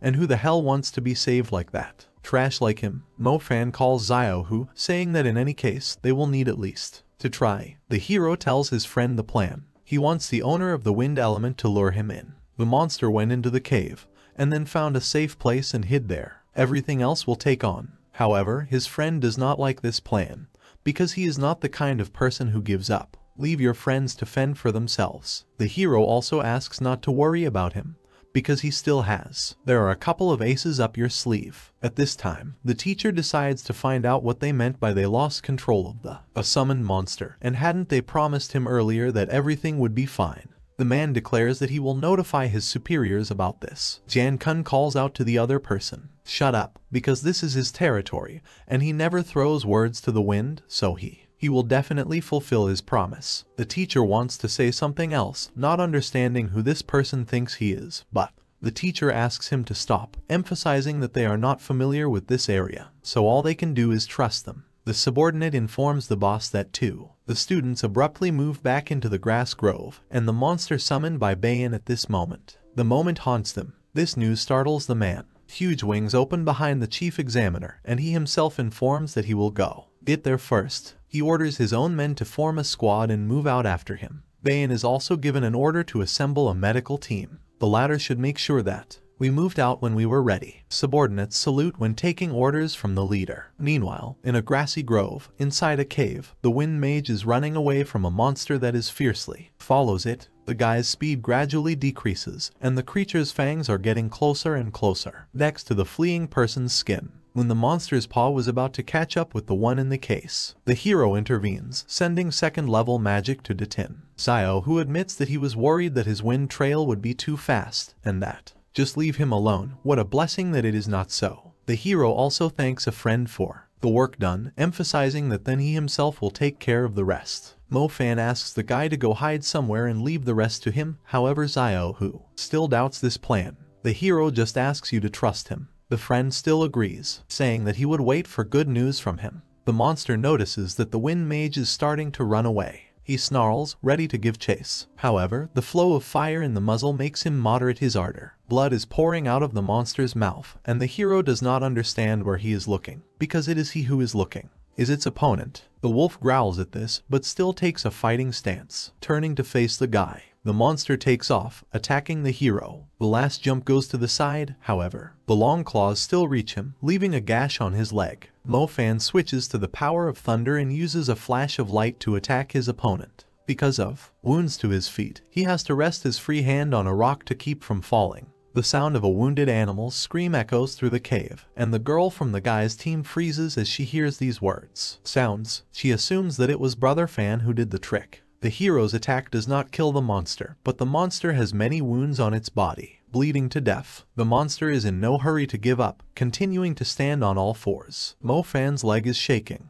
The wound. It was too deep, so he can't move anymore. After concentrating his powers, the hero summons fire. The deadly flame bursts out of his hand, however. It flies higher than the target. The creature raises its head, then returns its gaze with an angry snarl. To the guy, already anticipating victory, Mo Fan asks him if he thought he had missed. The guy laughs painfully. After that, a huge stalactite breaks off from the ceiling of the cave and falls on the wolf, nailing it to the ground.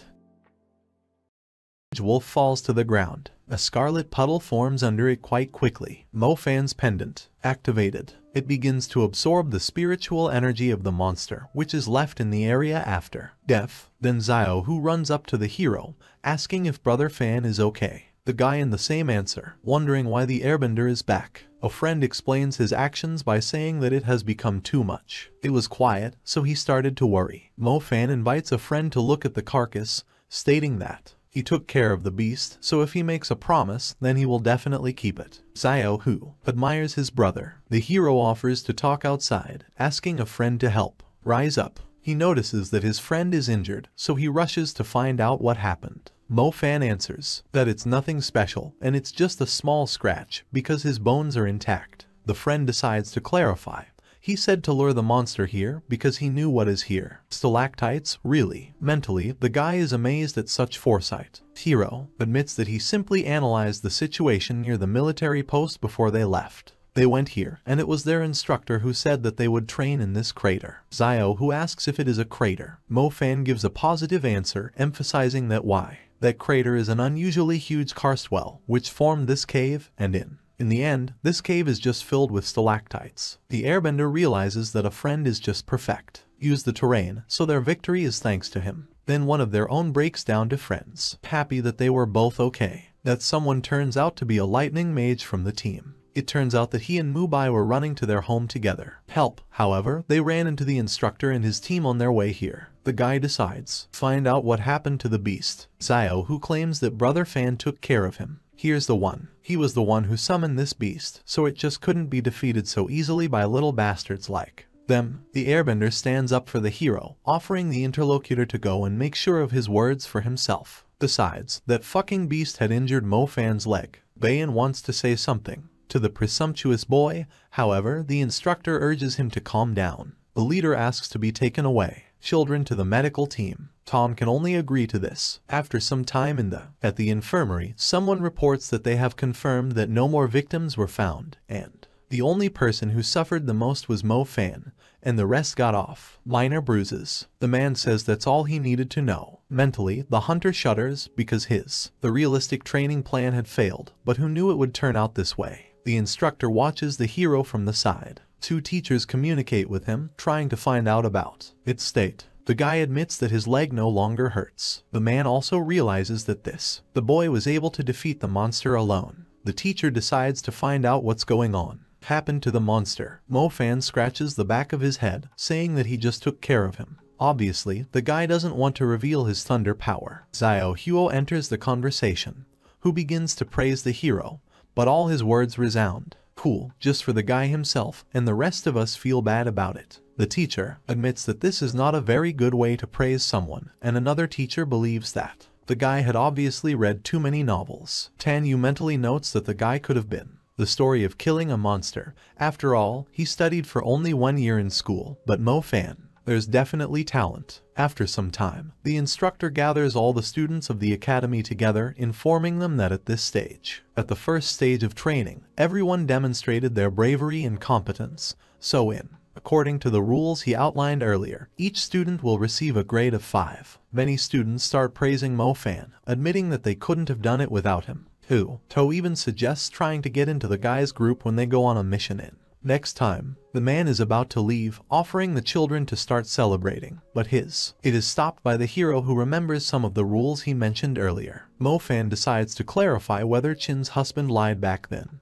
because he heard that he is a man of his word. These words strain the head of the hunters, so he clarifies what the guy means by saying that he is. I lied. The man gives the hero a gift, stating that he can take this thing and get out of the house. Is gas. The subordinate also offers the boss to recruit this guy, but he waves it off. This is by calling to go. While the instructor hasn't left yet, the hero decides to say something, saying that the wolf feels very bad. It was strange, like drinking enchanted water. The guy suggests that he might have had problems by the kidneys. Students get on the bus. Teachers monitor this entire process, making sure that everything is working properly. They sat down. While driving home, Mo Fan reflects on what happened. He is glad that I did get some magic items after leaving the field. Most likely, this one. The artifact is worth hundreds of thousands, so the hero becomes interested in what it looks like.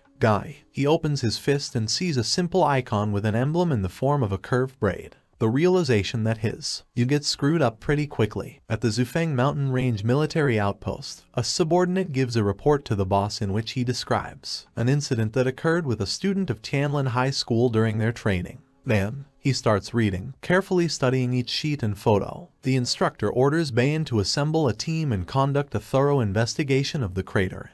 Its surroundings. Mentally, the hunter does not understand why he is overwhelmed with a sense of unease. At this time, Mo Fan is actively training in the park. After performing his techniques, he falls to the ground, starting to breathe heavily. While he is taking a deep breath, the hero realizes that as soon as the summer leaves, the holidays would be over. He would only have 1 year left in school, and the day of the duel was getting closer and closer. The hero begins to analyze what happened recently. Magic attack on a single target. It is effective in battles with an equal opponent, but a powerful beast is more likely to kill it before he can put the orbits of the stars back together. If we draw conclusions from the fact that if it happened in the field exit, then he was able to defeat the beast only because he caught it. Surprised by stalactites. Even though there were other mages with him, they were still in the big one. Prasak at the end. Based on all this, Mo Fan decides that he should definitely study security techniques. Then the hero remembers about that protective object, a skeletal shield, which he was awarded with the instructor. The guy assumes that this thing can help him in this case. He pulls out an object. He is interested and realizes that this thing looks very small. He has doubts about your idea, because if this item does not have special abilities, it does not even depend on the bird. She can protect him. Mo Fan ponders, assuming that this magic item is capable of changing its own properties, dimensions, such as the staff Sun Wukong uses. He decides to try one.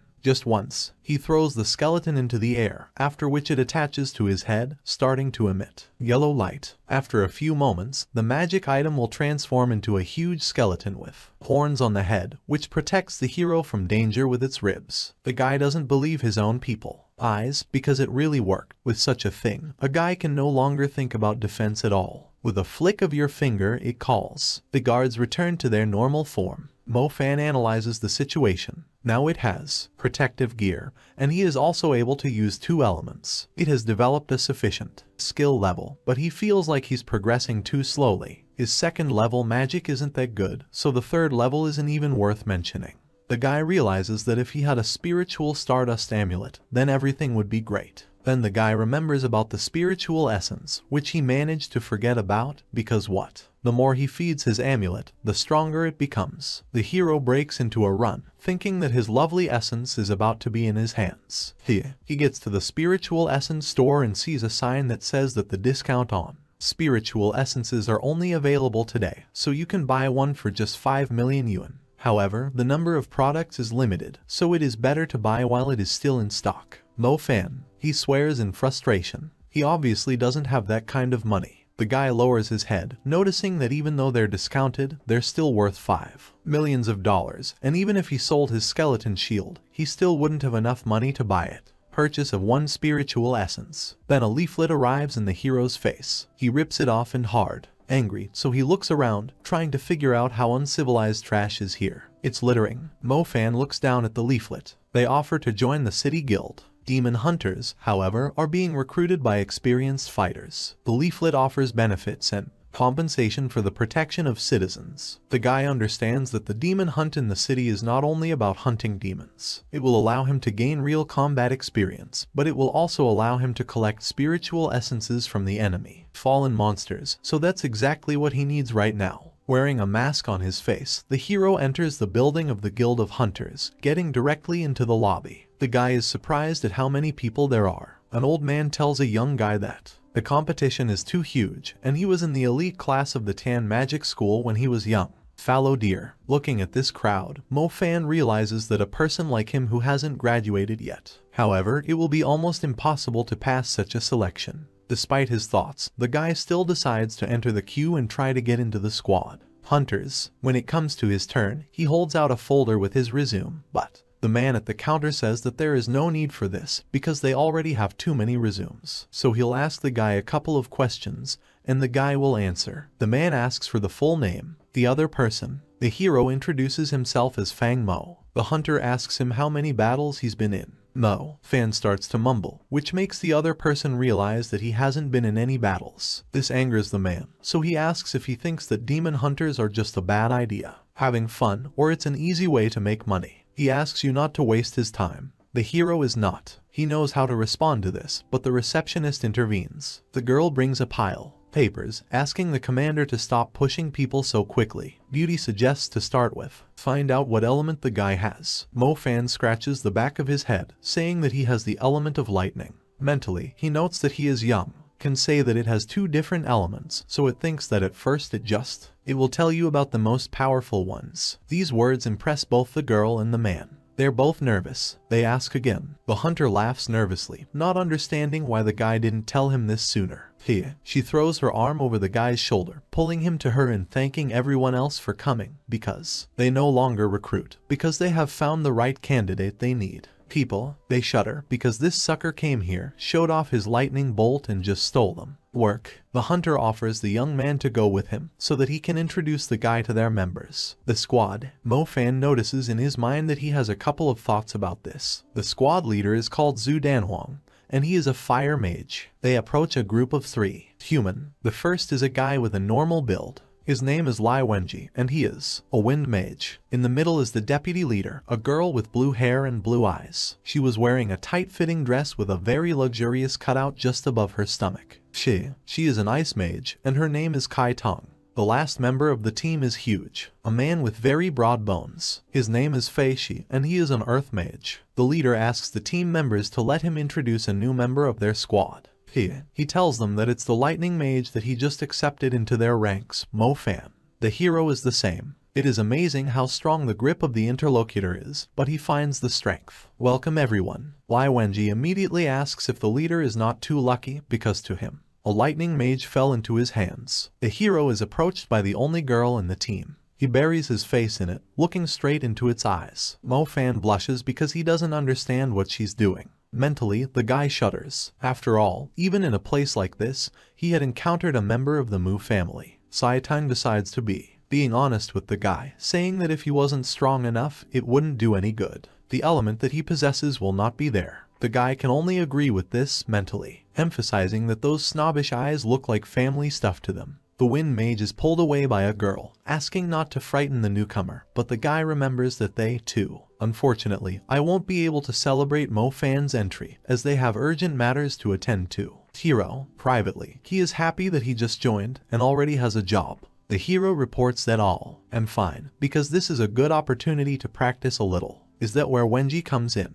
Turns out to be next to the hero and hands him a pile of papers, saying that their new friend is like this, understanding, and that he's even starting to like it. The leader just sighs languidly at this. The firebender decides to stop fooling around and get down to business. All attention is focused on. The leader starts talking about their mission. They got a message from the middle school. Mingwen said that strange noises were constantly coming from the cafeteria, and one girl was missing. Weeks ago, Mo Fan nervously asks if it's about Ming Girls High School. Baines, the hero, recalls the leader's words about a girl missing from Minwen High School. Weeks ago. The fact is, that was the last time the guy had contact with Xingxia. He gets a very vague idea, so he grabs the wind mage, asking for help. Telephone. Mo Fan dials the number of the girl he promised to take care of, praying that she is fine. However, the phone is turned off or out of network coverage. Squad members. They look at each other, not understanding what's wrong with the new guy and why he's so excited. The hero also reports that I'd meet him later. Mo Fan takes off from his seat at top speed, mentally saying that he's all ready. Runs, addressing Xingxia. The owner of the Power of Ice notices that the newcomer has just been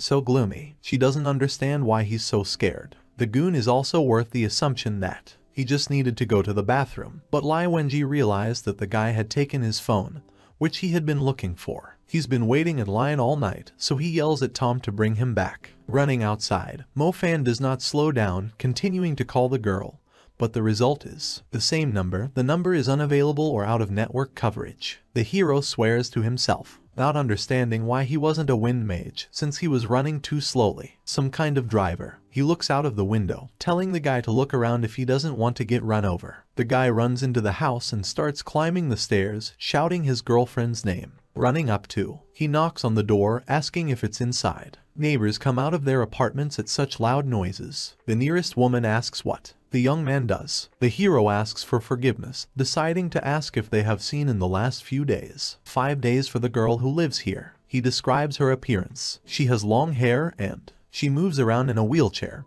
and she's also a quiet kid. The neighbors exchange glances, asking if she's not behind him. Mo Fan looks around. Behind him, Xingxia actually appears in her wheelchair. On the girl's lap is a basket of groceries. The girl decides to ask her friend, "Big brother, what's he doing here?" There are tears welling up in the boy's eyes, and he covers his face with his hands to push them away. Xingxia admits that if she had known he was coming, she would have taken more food. Hero hugs the girl, saying several times that it was so good that she was fine. The guy asks her to. I didn't scare him like that anymore. Xingxia blushes at her brother's behavior, not understanding what's going on at all. They enter the apartment, whereupon Mo Fan asks why her phone was unavailable. In his mind, he plans to cook something for his little sister. Xingxia replies that she should. They turned it off because she didn't have time to pay the bill, or to be more precise, she couldn't pay the invoice. The guy says that he can cover these small expenses so that she doesn't feel bad. Restricted it. Sis doesn't decide to refuse, asking why he's in such a hurry to get here. I came running, and something's wrong. The hero says that a girl from her school has disappeared, so he tried to call her, but when he couldn't, he started to worry. It turns out that Xingxia knew the missing girl. Her name is Lin Yuan, and she studied in a parallel classroom, and her little sister saw her in the library the day she went missing, and after. Instead, it disappeared. A little later, when Xingxia was leaving the library, she felt a strange smell. She thought it was coming from the dining room. At that moment, a shiver ran down my spine. Goosebumps, because it felt like something was staring at her, so she decided to hurry up. Go back home. Then the little sister begins to blame herself for leaving, because if she had stayed then or Lin Yuan warned, all of this could have been avoided. The hero puts his hand on the girl's shoulder, telling him that he's joined the City Hunter squad, and they're on their way there, so there was nothing to worry about. But one thing she needed to remember was that he would protect her no matter what. After some time, the hero meets with his squad. The beauty admits that she does not. I thought he'd get here before they did. Lee urges the guy to give up his phone quickly. The leader is the same. He wants to know where he was. Mo Fan explains that he knew a certain person from this school, and I decided to ask him about the details, and he said that strange things were happening in the dining room. Mo Fan states that he is almost certain that there is one of two possible things there, either a maniac or a demon. The head of the squad agrees that the dining room should be carefully maintained, investigated. The deputy notes that in this case, they need to consider the layout of the school, and it will be divided into 2 groups of 3 people between the dining room and the main building. Hero raises hand, expressing a desire to go to the dining room. The owner of the Power of Fire clarifies whether the guy is sure of this, because, after all, this is his first mission with them. The hero calls you to rely on him. Seeing the determination in his eyes, the leader starts hitting him on the chest in a friendly way, claiming that he is like a newborn calf, not a baby. Fear of the tiger. These fraternal blows make the hero's eyes almost leave their own orbits. Mo Fan is given a small bracelet, asking him to take care of it. If he presses the bell button, then they would rush to him immediately. In the dining room at this time, there is a very depressing atmosphere. Mo Fan, standing at the entrance, admits to himself that the dining room looks creepy, causing him to wonder. Goosebumps. He decides to leave the backpack in a safe place, because who knows what kind of the devil can get out. But before he can take a step, an underground explosion occurs. A jolt that sent the empty trays tumbling to the floor. The guy tries to figure out what it was, because it's like a construction crew under the ground, shaking. Land. Then the hero notices beeping sounds at the end of the dining room, and there is also something flashing red. Mo Fan assumes it's a mouse. Walking a little closer to the source of the sound, the guy feels a sickening smell that comes from kitchens. He realizes that it might be the same smell that Xingxia was talking about. Then a nasty, ugly mouse with one eye comes out of the tables. Her body is partially covered. Blood, and the red light is coming from her eye. Mo Fan makes a mental note that he doesn't have. It's impossible to get close to this thing because of the unbearable smell, but it's at least he can safely say that they are not dealing with a rapist, but with a demon. Guy. He presses a button, deciding to report what he has seen to the squad leader. After that, Mo Fan turns away, thinking that the demon is afraid of him. After all, this is quite possible. For even though it's bigger than a dog, it's still a mouse. This is where the hero feels the danger. He crouches down and a powerful beam of orange light passes over his head, shattering the glass. Mo Fan comes out of hiding, asking what's up, and he's not even going to say hello. Before attacking, all he gets is the demon's angry growl. The hero reflects on the current situation. It didn't make any loud noises or he was rattling something, so how did the thing know he was here? Mo Fan is trying to hide from the demon that follows the guy up the walls. The hero does not have time to come to any conclusion, as the creature finds him again. By climbing on a huge pole in the center of the kitchen, she notices it, and then shoots her beam out again. Eyes. Mo Fan breaks into a run and somehow dodges the direct beam. The same one posts a part of it. Look at the scraps. The guy turns around, amazed at the extent of the destruction. The demon is the same. This ends from the hill to look around the place of impact, which is covered with smoke. Hero. It's a dead end. He doesn't understand how the enemy can attack so quickly. Mo Fan decides to use a skeleton shield as a last resort, but he's not at all sure that's going to happen. Enough. The monster beam shoots at the hero again. A red slash appears in the forehead of that person, and he is going to use your shield to neutralize the attack, but the water attack knocks down the demon beam. The hero turns around and sees the members of his group. The leader immediately asks if everything is okay. The guy then asks Feishi to bring him to them. The fat man accepts the leader's order. The big guy asks the hero to hold on tight. He puts his hand on the floor and invokes his earth power, using the earthen relocation technique. The floor under the hero cracks, and he falls down. With the power of the earth, the man created an underground passage, thanks to which Mo Fan was next to him. With your own. The leader notes that the newcomer did a good job, and now he should let them take care of him. Mo Fan decides to ask the captain what kind of demon it is, which is very similar to a rat. He says that it is a giant one-eyed rat that masterfully digs tunnels. Usually the creatures live in the sewers under the city. Her main attack is a laser shot from the eye. It usually feeds on waste and doesn't come out unless something forces her to get out. It doesn't hunt humans. Owner, Elements of Ice notices that this rat is clearly starving. The Wind Force user states that we found her just in time. The captain only agrees with this judgment. The group leader tells his subordinates the plan, after which they begin to act. Coming out of his hiding place, they go out to fight the demon, and the most active of the group starts talking, calling her name, Small Cattle, and noting that she should behave like a rat, so he calls her out. Hurry up and get back to the sewer she crawled out of. To do this, he gets only a growl of displeasure. A huge rat breaks in the direction of the guy, demolishing all obstacles in its path. Mo Fan notices that the demon moves even faster than the demonic wolf it was fighting. The Wind Power Wielder uses their power by using the Wind Trail Quick Step technique.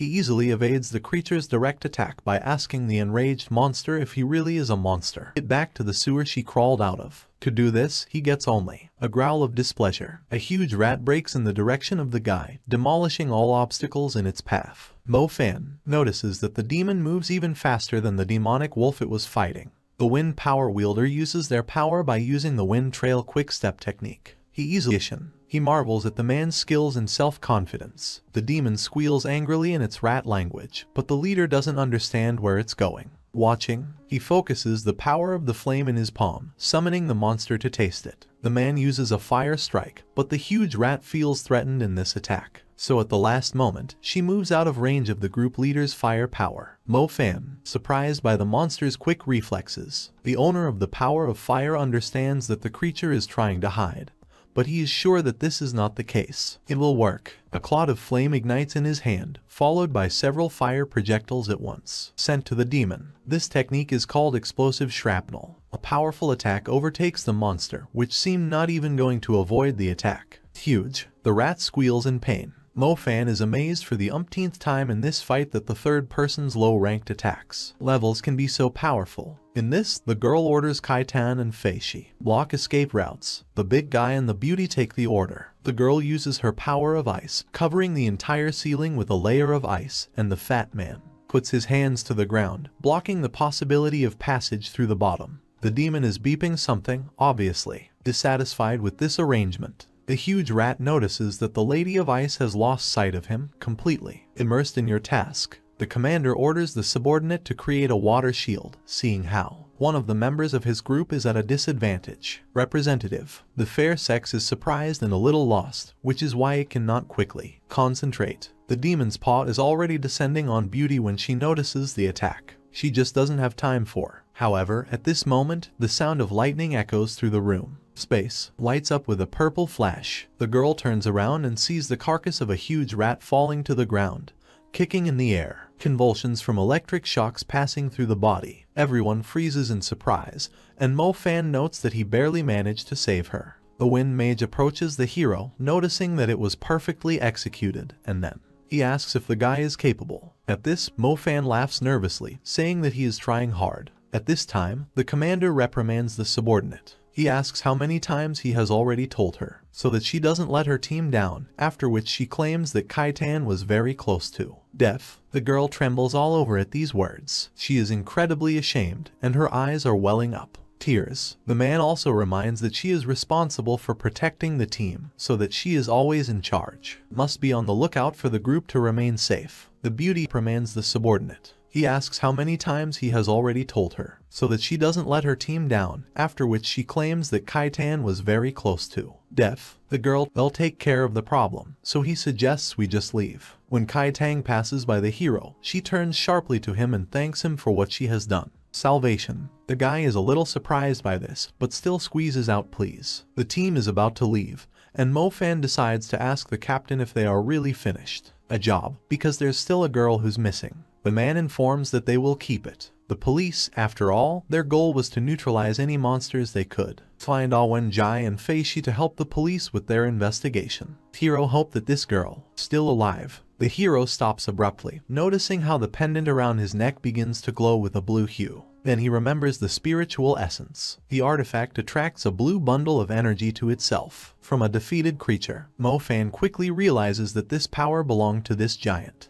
A one-eyed rat. The captain turns out to have been waiting for a subordinate in the meter all this time, so he asks, does something disturb the person who then calls for you to go? The hero says that he is already running. Events. Transferred to the Mu family's estate, a private swimming pool. Beautiful girl in bathing suit, dipping in warm water, but someone uses their power of ice, then causes a cry of the fair sex. That someone turns out to be a young man with dark hair and sharp features. He notices that his father wants to see his uncle. This guy turns out to be Yuan and the head of the family. Mu notices that he has made a masterful progress in ice magic, so he will definitely win in ice magic. The upcoming duel. Yuan asks what kind of duel we are talking about. Then the kid remembers about that bastard, noting that he doesn't even consider it worthy. An opponent. The man laughs, noticing that the kid is very cheeky. In fact, he was. Wouldn't mind if the two of them annihilated each other in this duel. After all, it would be a great fight. Issue. Events are transferred to the Mu family mansion. Yuan apologizes for his impertinence, but he doesn't. He understands why such a pointless duel should be arranged for him. The man explains that the day dueling will also be the day of his transition into adulthood, and if they just invite a couple. If you have a couple of guests coming to the celebration, Wouldn't it be boring, however, if they added a couple to the program? Interesting events. The man explains that organizing a duel between him and Mo Fan will show the guy's true strength. I hope that eventually everyone will realize what he is capable of. Mubai's father notices that my father had anticipated everything. The man asks his son not to worry, because as soon as the ceremony, when the battle is over, the winner of the duel will be granted access to an underground spring, and, of course, the winner will be him. The boy gets up from his seat, hurrying to clarify whether we are talking about the very place that gives strong acceleration of development during training in magic. The father confirms this by adding that his son is not a child. The power is superior to any star equipment that helps in training, so this is a perfect opportunity for a promising mage like him. UAI states that he will constantly train so as not to betray the hopes placed on him. Mentally, he notices that heaven worships him, because it is unlikely that he will still have the opportunity to receive access to an underground water source. The man asks him not to let him down, because many magicians have lived and died without ever setting foot in the temple. An underground spring in your life. Events are transferred to Tianlin High School. Friend, the hero goes to school, realizing with horror that time has flown by unnoticed, because he did not have time and blink an eye, as the holidays are already over, and they have already become third-year students.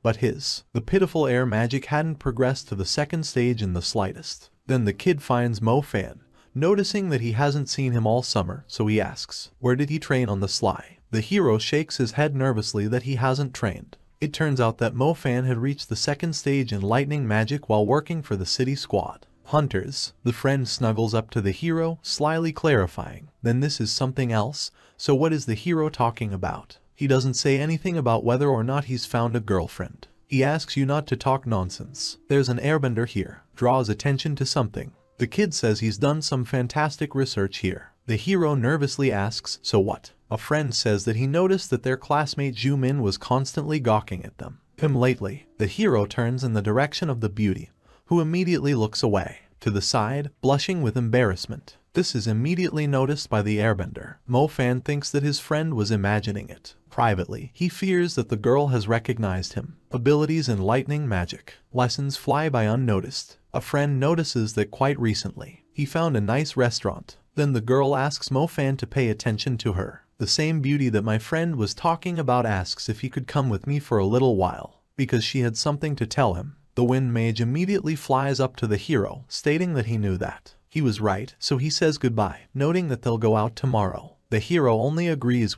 by this. While running her fingers through her hair, Zhu Min nervously starts talking about what she wanted to ask him, whether he's available tomorrow. A look of hope rises to the hero. Mo Fan shudders inwardly. After all, it seems that he is going to confess his love to him, and the last one is hers. The question puts him in a stupor because it's too direct. The hero reminds them that they are still students. Then the girl starts talking. Her grandmother lives in an old city neighborhood, and she says she hears strange noises at night. It's just hope that he would help her investigate this place. Mo Fan realizes what he's thinking. Not at all. And then he mentally asks her if she could breathe easier in this place. In this case, Zhu Min asks for forgiveness because she understands that the request is unexpected, and he does not owe her to help. The hero replies that she does not need to worry, because he will definitely come, because to refuse a lady's request for help, a gentleman would never do that. It takes them 20 minutes to reach the place where the shaking starts every time. The girl notices that he is too worried, and he only asks to pull himself together. It gets out of. He picks up a flask of greenish powder, then sprinkles it on the ground. Zhu Min admires it because it's a monster tracking powder. Mo Fan touches the ground, on which huge footprints appear. He immediately emphasizes that there is definitely something here. Monsters. The guy says that if his guess is correct, then the monster they are dealing with, a one-eyed magical wolf. The beauty is surprised by this, and it is not clear to her how such a monster ended up in the city. There are distant knocks, as if someone is walking. Zhu Min nervously asks what she should do. The hero asks her not to panic, and she suggests, call the city hunters, but Mo Fan suggests making sure of what's going on.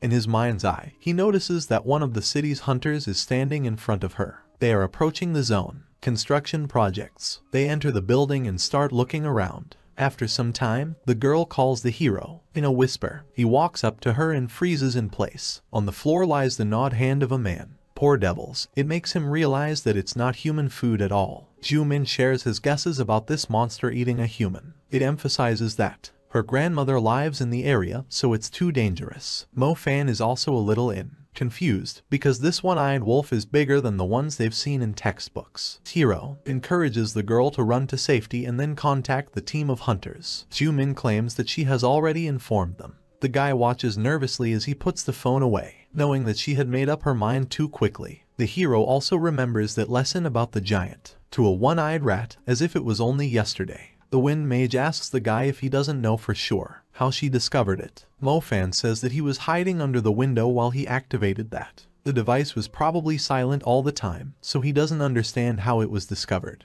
The other person laughs, noticing that the friend is really a novice. It turns out that these monstrosities are sensitive to electrical signals, so he must move away from any communication device for at least 100 seconds before using it. Meters. After that, the airbender notices that the guy saved Kai-tan, so he has to pat on the back and relax for the rest of the day. Events are transferred to reality. Hero. He bows his head in frustration. The girl doesn't understand what's wrong with him. Mo Fan grabs the girl's arm, urging her to run and not look back. Ju-min didn't understands what came over the classmate. A question comes out of her mouth, why do they have to run? However, the response comes quickly. From behind, a one-eyed wolf can be heard growling as it turns its head. Pay attention to the couple. The monster's eye turns scarlet, and a classmate nervously asks if she just sent it. A short message, so how could it reveal them? Mo Fan starts to explain what it is, an electronic signal, and then asks her to forget, because it doesn't matter anymore. Mo Fan asks the girl to take her grandmother to a safe place while he tries his best. Detain him. Ju-ming asks how he is going to do it. He declares that she should not. I was worried because he had a plan.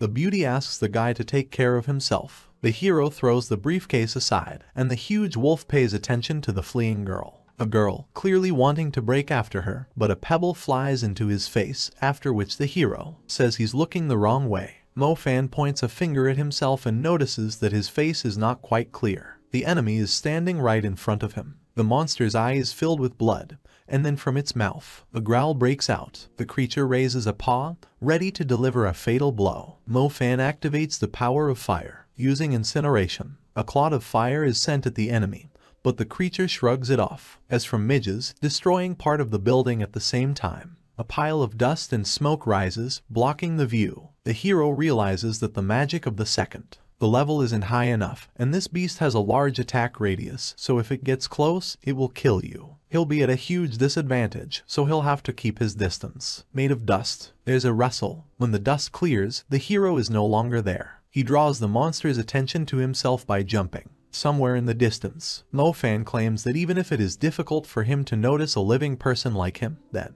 his pathetic eye is nothing more than an ornament. At this, monster angrily growls, breaking off to the side. The hero only notices that the dog is rather stupid. A skeleton shield appears from behind the hero's back, which immediately envelops the hero with its protection, preparing to take any blow on itself. The one-eyed wolf takes a powerful blow to the muzzle. Blood begins to ooze from the creature's mouth, and the creature itself begins to bleed. The monster flies backwards, falling on its side. Mo Fan realizes that his skeletal shield didn't work. The guy swears, because the head of this creature, it looks like it's made of metal, because after such a powerful blow, the creature is still standing on its feet. In the next instant, the one-eyed wolf opens its eye, glaring angrily at the man who has just left. I hurt him. Then the hero becomes not up to jokes, because he is stuck among the iron bars. In his mind, he curses that those damn pieces of hardware have set him up so badly at this moment. He claims that he was only fooling around, and it was all a joke and nothing more, but the monster is not going to listen to a person while snapping at them with an angry growl. This is where the owner of the power of ice comes to the rescue. She uses an ice wave, freeze to stop the one-eyed wolf, which immediately turns its attention to a new one.